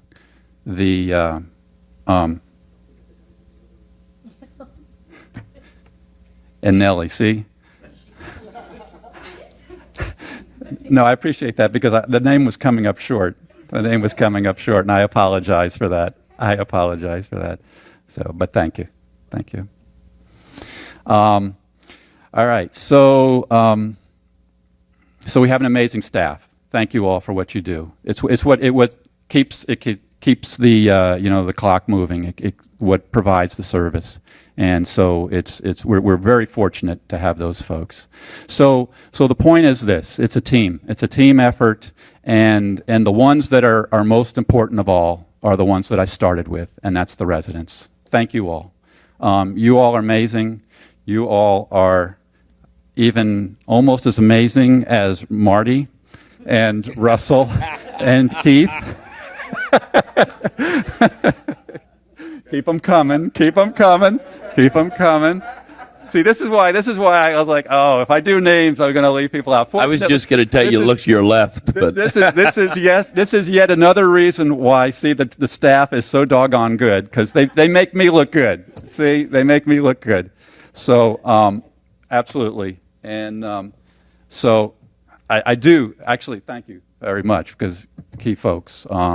And I'm going to start with Jeff. Jeff, to me, you're part of the staff. You're on the team. You know this town. A lot of times when items come up, we don't even have to explain to you what it is we want or how it's going to impact. You explain to us, how it's going to impact us and what parts of town would be, appropriate, inappropriate, things like that. You know the town as well as we do. So thank you for all that you do. And Marty, what can I say? We're kind of we have like this hidden connection here in the world of numbers that I really appreciate. And I hassle you for more variance numbers and comparison numbers and things like that. And you hassle me, telling me, no, you look here, look there. It's actually there. So thank you for all you do. It's amazing the progress. Speaking of the progress that we made from the times that our auditors fired us to the times that now we're the audit reports come in with absolutely no items listed. They come in totally clean, which I've never heard of before, frankly, till you got everything lined up. And I know it's your staff, and I know that it's the different departments all working together, and it's a tribute to all of them, but it's a tribute to you, how you bring it all together.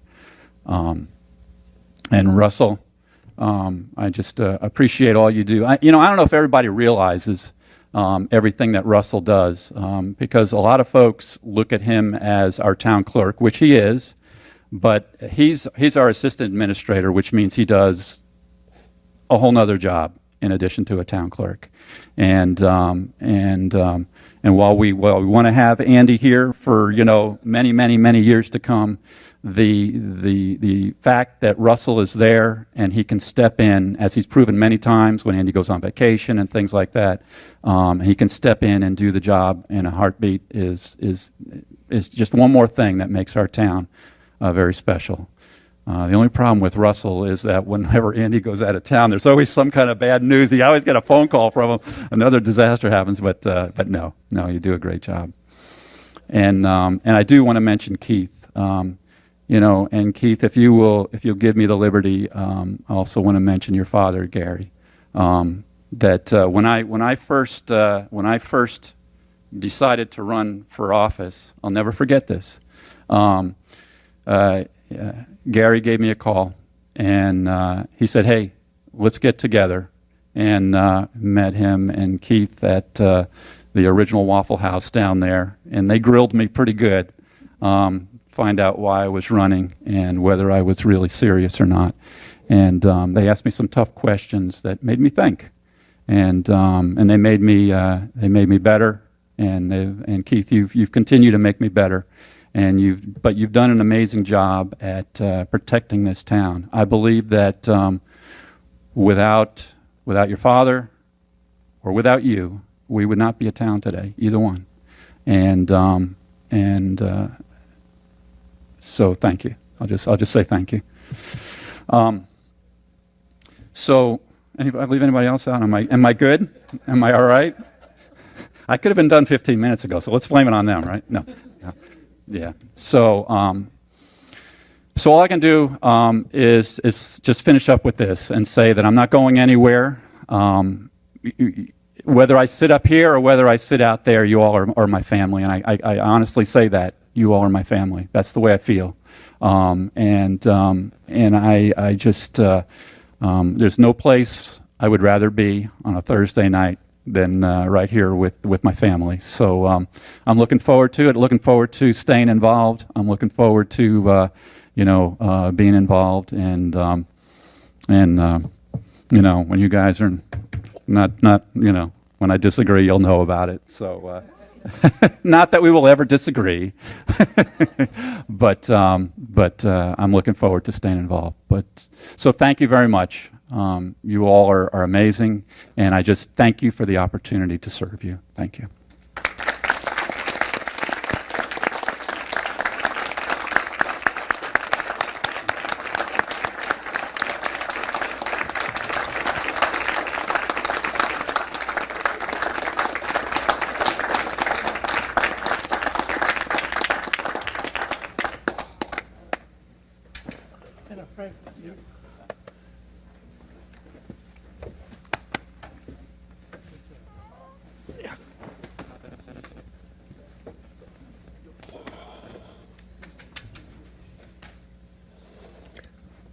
All right. Well, I got to tell you, it's been an honor and a pleasure to be up here with you.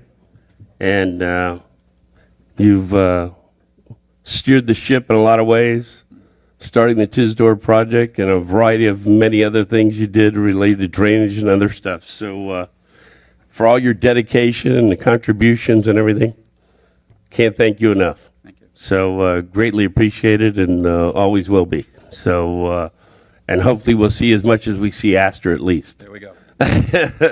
So those of us that don't go away is always a great thing. Kind of keep the rest of us in check. So anyway, I want to get back to some campaign issues to clear some things up.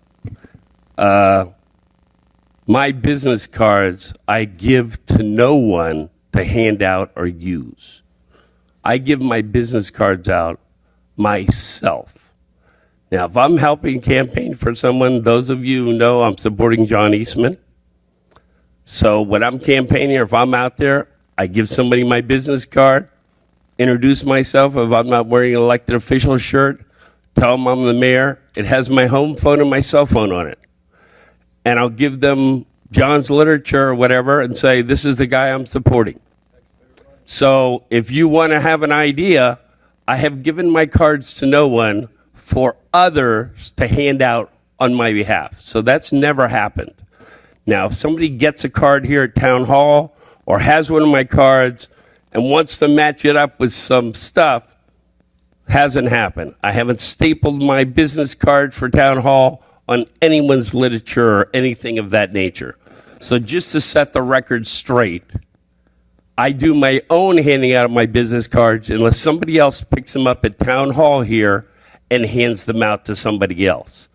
But I give no one my business cards as a stack to contribute or put with anybody's campaign material. So I just want to clear the air on that matter.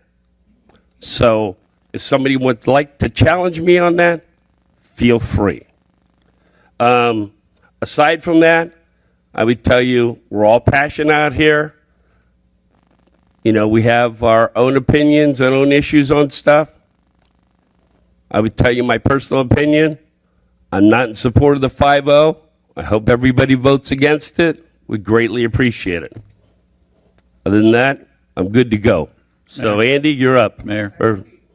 I'm not going to have you in on top of me because I'm going to just come back and end over you. Okay, well, that's fine. You can. All right. But I don't. That's your prerogative. You're the mayor. It You're is. on the meeting. Go right ahead. But I purposely did not bring up any politics, hoping that it would not come up during the meeting. But you brought it up, so I have to respond.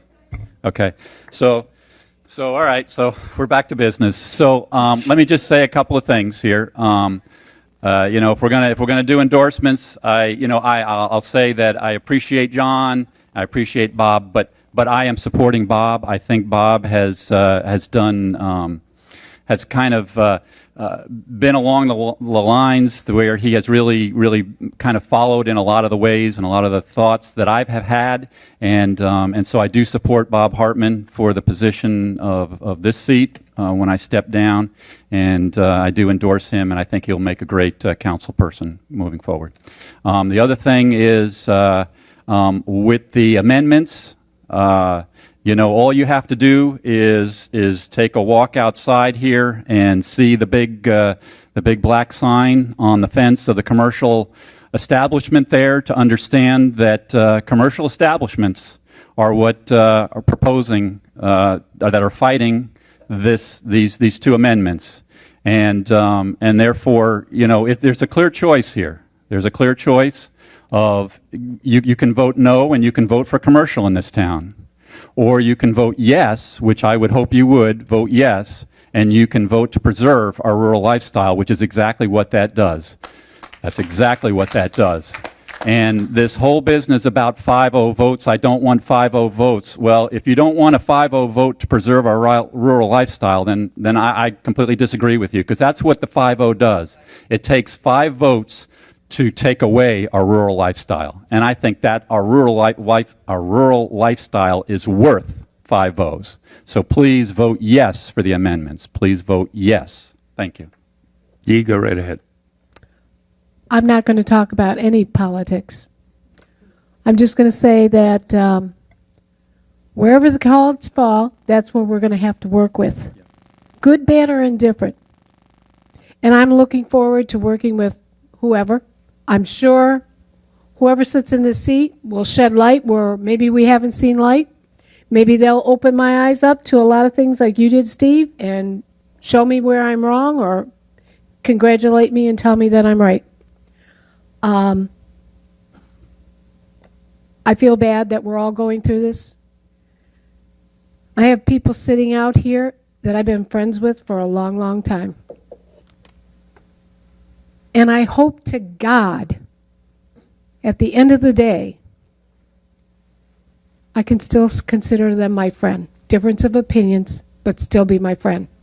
I don't wish any ill or harm or nastiness to anybody.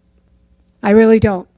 I have been through a lot in the last couple of years of my life, and I truly, truly, truly appreciate everything that I have and that I want, especially for this town. And that's all I have to say. Thank you.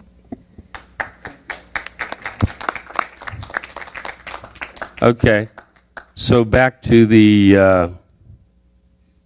5-0 vote issue. So those of you that have been driving around town have seen the white signs with the red letters that say, vote no for 5-0. Have no idea who that is.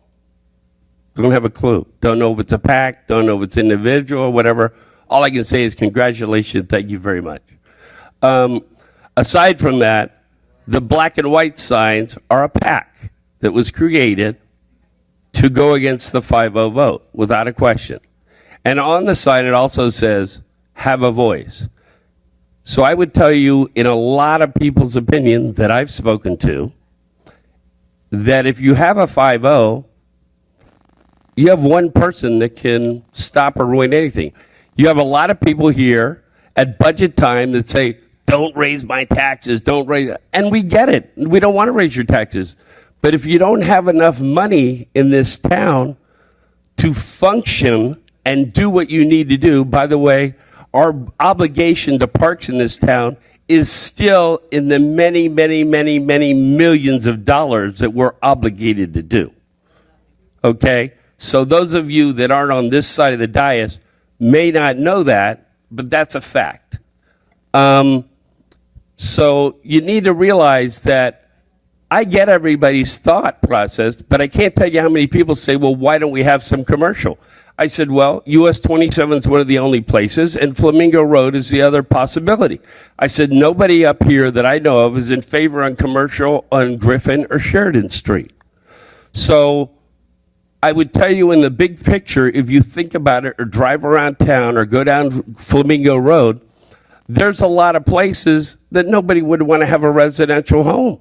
And there are some places that are surrounded by Cooper City. It doesn't affect other places.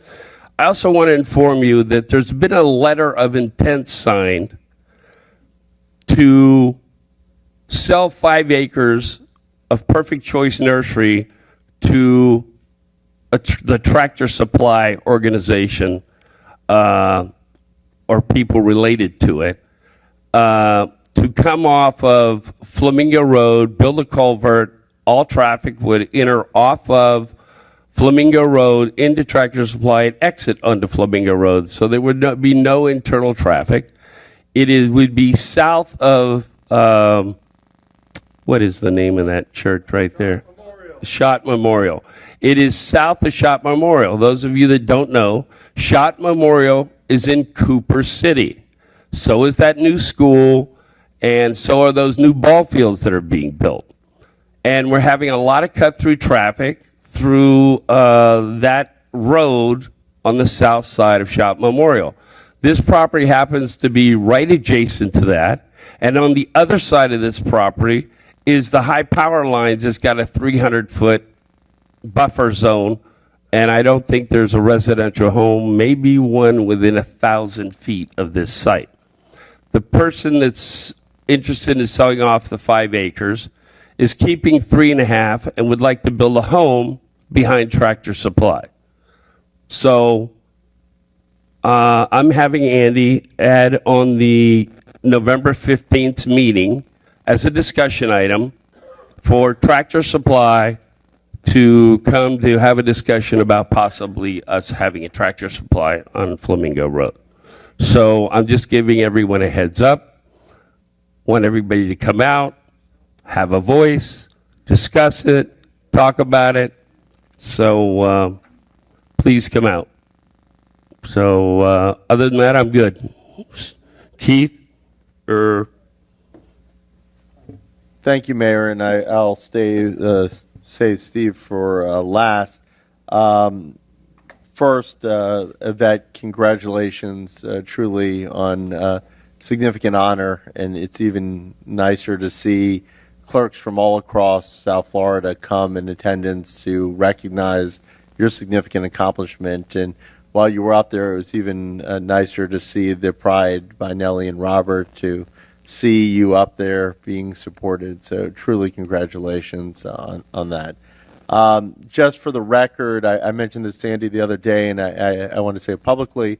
In January, I bought tickets for Hamilton. I paid for them myself. So in case anyone sees me at Broward Center on a Saturday night, I just don't want anyone to question it. So I just want to at least say that publicly on the record.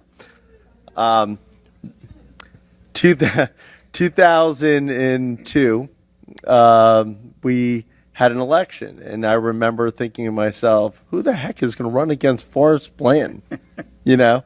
And we met Steve Brightcruz, and as he told you, he got walloped in the election, completely walloped in that election. And unlike other people before him, he stayed incredibly active in the town. There were so many people that we all know that ran and we never heard of again. Moved out of the town, were in the town, just never showed up again. And he said, I'm staying active. I'm going to learn more, meet more people. And sure enough, 4 years later, you won election. And it was an incredible thing for the town to have you on this commission. You mentioned that you got sworn in Romero's, I guess.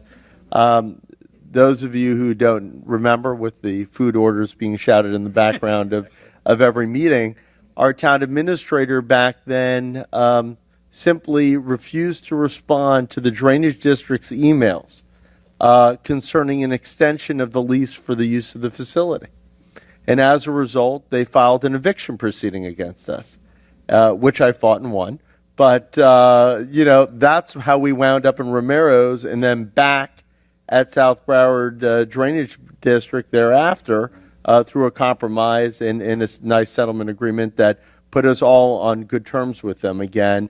And truly, the new blood of Steve coming onto the commission even helped rectify the ties with South Broward Drainage District at that time and putting us back in their good graces. A lot of people don't know this, but we put a clause in the settlement agreement that after the town was essentially out of South Broward Drainage District, they had 1 year to de-annex from the town of Southwest Ranches, because all they wanted was to get out of Southwest Ranches, get out of Southwest Ranches. And as a result of the entire change in climate, which was born by the new commission and Steve coming on the commission, they said, we're thrilled. We're staying in Southwest Ranches, and that's why South Broward Drainage District's even here today. I want to tell you that I like disagreement because it forces both sides to question their own opinions.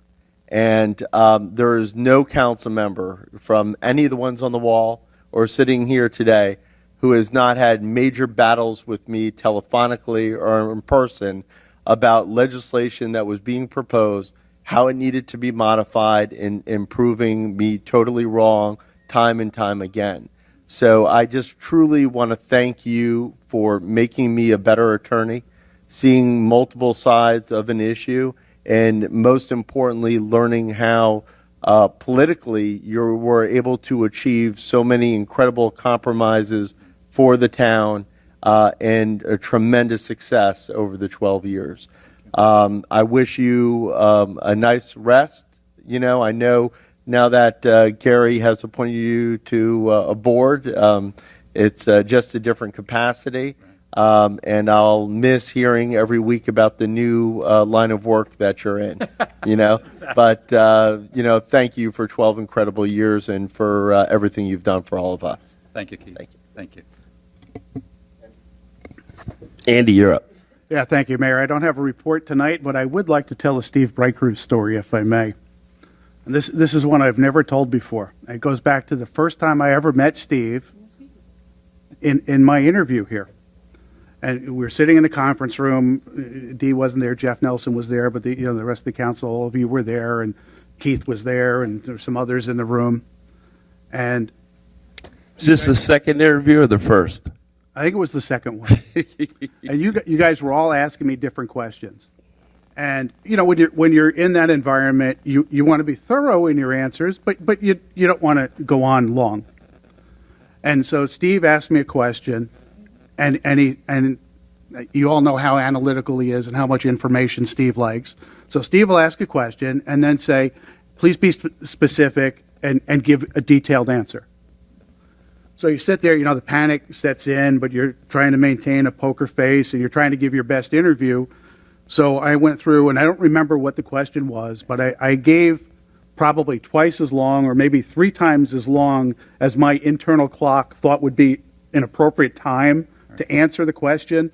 I went through all kinds of detail. I thought I really laid it out and gave you a good answer.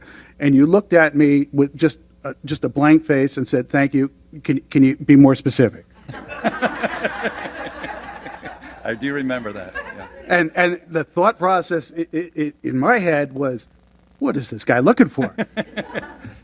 So somehow I managed to come up with something else and give it back to you, and we got through that process. But I remember leaving that night thinking, first of all, I don't ever want to play poker with this guy, because I had no idea what you thought. You give a great detailed question, you go 10 minutes on an answer, and he'd say, thank you for that answer. And that was it. I was like, I had no idea where I stood with you, and I thought, this guy's going to be tough. 6 years ago, 6.5 years ago now, that relationship has, what nobody really knows is that relationship has continued. That sounds like how our agenda briefings go now. So as Keith said, I want to thank you, because when I discuss agenda items with council members, and certainly with you, I need to be sure that I understand it, because you're going to ask me questions that I might not have seen coming. So I want to take the time to thank you for making me a better administrator. You've forced me to understand the detail of some things that maybe I wouldn't have before, but I needed to, because I needed to anticipate your questions and be able to answer them. So thank you for that. I wish you all the best and look forward to working with you in your new capacity. So thank you. Thank you. Thank you. Thanks I appreciate that all. Thank you. Russell, number 10. Number 10 is a resolution of the Town Council of the Town of Southwest Ranches, Florida, approving the town holiday schedule for the calendar year 2019 and providing an effective date. A motion to approve.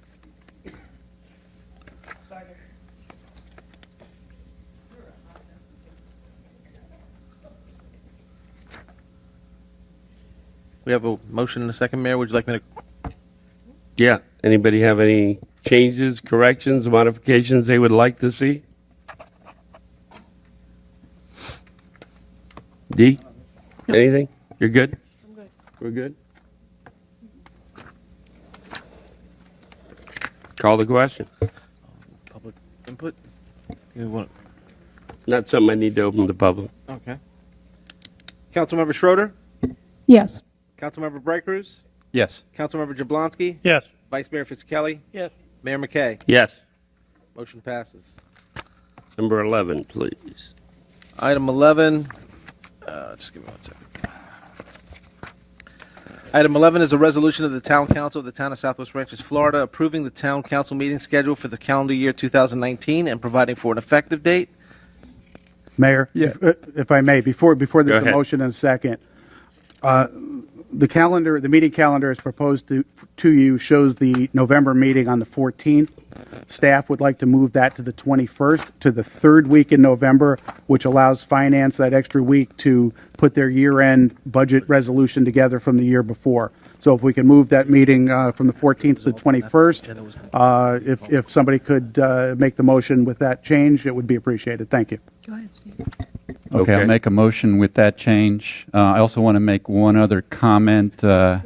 I think this is not serious, but I have to say, because I'm in the middle of a motion, so I just want to be honest. sure, go ahead. But I'm thinking that maybe we ought to meet every Tuesday and Thursday next year. I'm just thinking that might be good. No, just to make the motion as amended to move the meeting from November 14th to the 21st. Let me jump in and make another suggestion. Go ahead. February 14th. Yep. Valentine's Day. Yeah, that's a big day. It is a big day. Do we want to keep it on that or move it I'm good back? with moving it. It's my anniversary. Council, if you'd like to move it to Wednesday the 13th, I could go with that. That'd be good. Is there a board meeting on that night?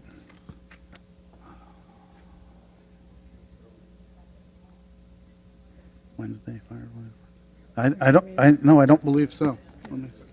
Let me take a quick look. The The 13th? second Wednesday. The 13th. Yeah, I think we're Advisory okay. board. Okay. Drainage meets on the first Wednesday. All right, so I'll February also 13th. Yeah, there's no board. There are no board meetings. I'll amend it to also make an adjustment from February 14th to Wednesday, February 13th. Awesome. Thank you, Gary. Second. Okay. Call the question. Okay. My wife thanks you for that, by the way. Councilmember Schroeder? Yes. Councilmember Braycruz? Yes. Councilmember Jablonski? Yes. Vice Mayor Fisickelli? Yes. Mayor McKay? Yes. Motion passes. All right. 12. 12. A resolution of the Town Council of the Town of Southwest Ranches, Florida, approving the 8th Amendment to the agreement with CSI Code Services, Inc., increasing the compensation effective October 1st, 2018, adding an additional code officer, authorizing the mayor, town administrator, and town attorney to enter into an agreement and providing for an effective date. Motion to approve. Second. Yeah, Mayor, Robert may want to speak to this if you'd like, but this is a reflection of the changes to code that council approved through the budget process. Right. Okay.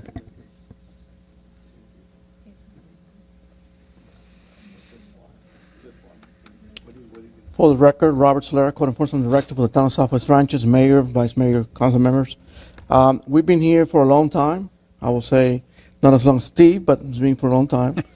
From 2006, and we've been serving the town, and we feel that we're part of the town.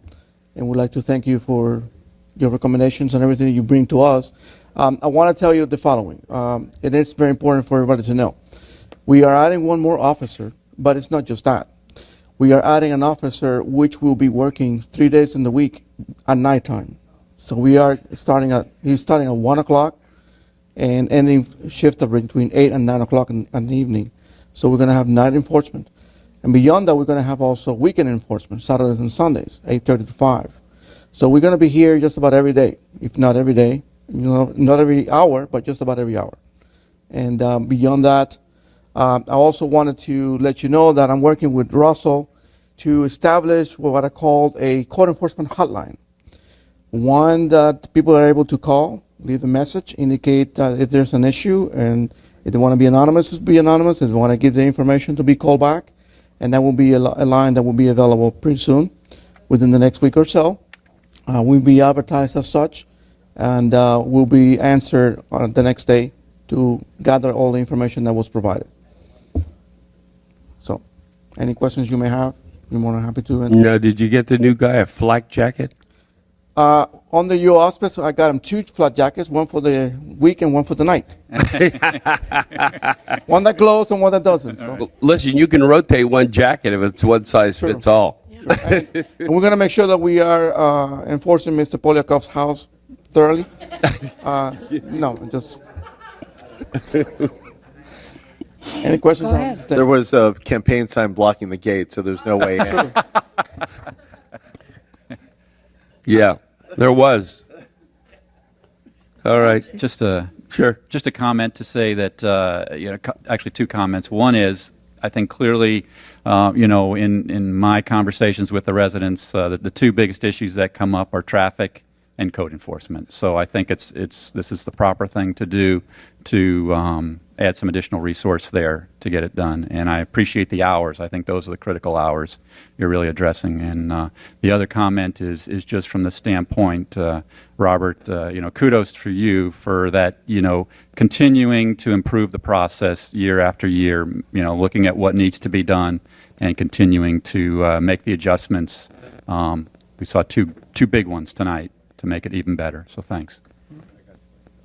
Awesome. Call the question, please. Councilmember Schroeder? Yes. Councilmember Brightcrus? Yes. Councilmember Jablonski? Yes. Vice Mayor Fisickelli? Yes. Mayor McKay? Yes. Motion passes. All right. Now I want to jump in one quick question because Keith's opened this can of worms. So in campaigning, you got to have some fun, okay? So those of you that know, I believe Keith's not a resident yet, so he can't vote here just yet. But he is building his new house.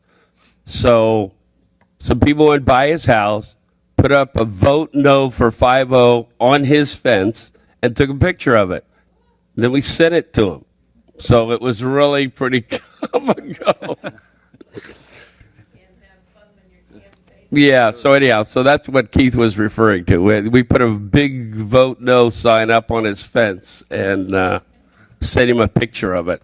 And he had a busy day, so he didn't get the answer until... No, I just for the record, I saw it. I called Andy. I said, someone's locked the contractor in the property with a vote no sign. I'd like to press charges. That was the side of it that you didn't hear. Yeah. Anyhow, so all in fun, all in good fun. So minutes is what's next, or what else we got? That's correct, Mayor. Then we can go home. Motion for Motion to approval of approve the minutes? minutes. I'll make a motion. Motion to approve. All right. Oh. You have a correction on the minutes? Okay. You want to come up to the mic? Yeah. Everything. Yeah. I spoke during board reports, not public comment. I spoke on behalf of the Education Board and let you know about the Mr. and Miss Southwest Ranches and thank Sunshine Ranches for their very generous contribution.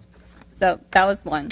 And the second thing is, I just want to make sure that it's reflected properly in the minutes because the portable horse arena, the way it was presented at the Parks Advisory Board and the way I remember it being presented here was that it was the mayor's friend that sold the portable horse arena to the town for $5. But the way that it's reflected in the minutes, it shows that the mayor's friend sold it to the mayor for $5. So I just want to make sure it's reflected properly in the minutes. It's to the town.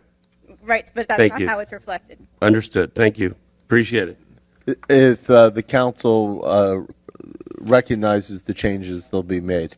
Yeah, I do. I'll adjust my motion to include the minutes as amended. Second. Awesome. Call it. Any other changes? Okay, thank you. Call the question. Councilmember Schroeder? Yes. Councilmember Rikers? Yes. Councilmember Jablonski? Yes. Vice Mayor Fisickelli? Yes. Mayor McKay? Yes. Motion passes. Motion to adjourn. Okey-doke. The meeting's adjourned. Adjourned. I've been enjoying playing with it. Oh, maybe from the Department of Motor Vehicles. That was the funniest. Those people made me laugh. Thank you.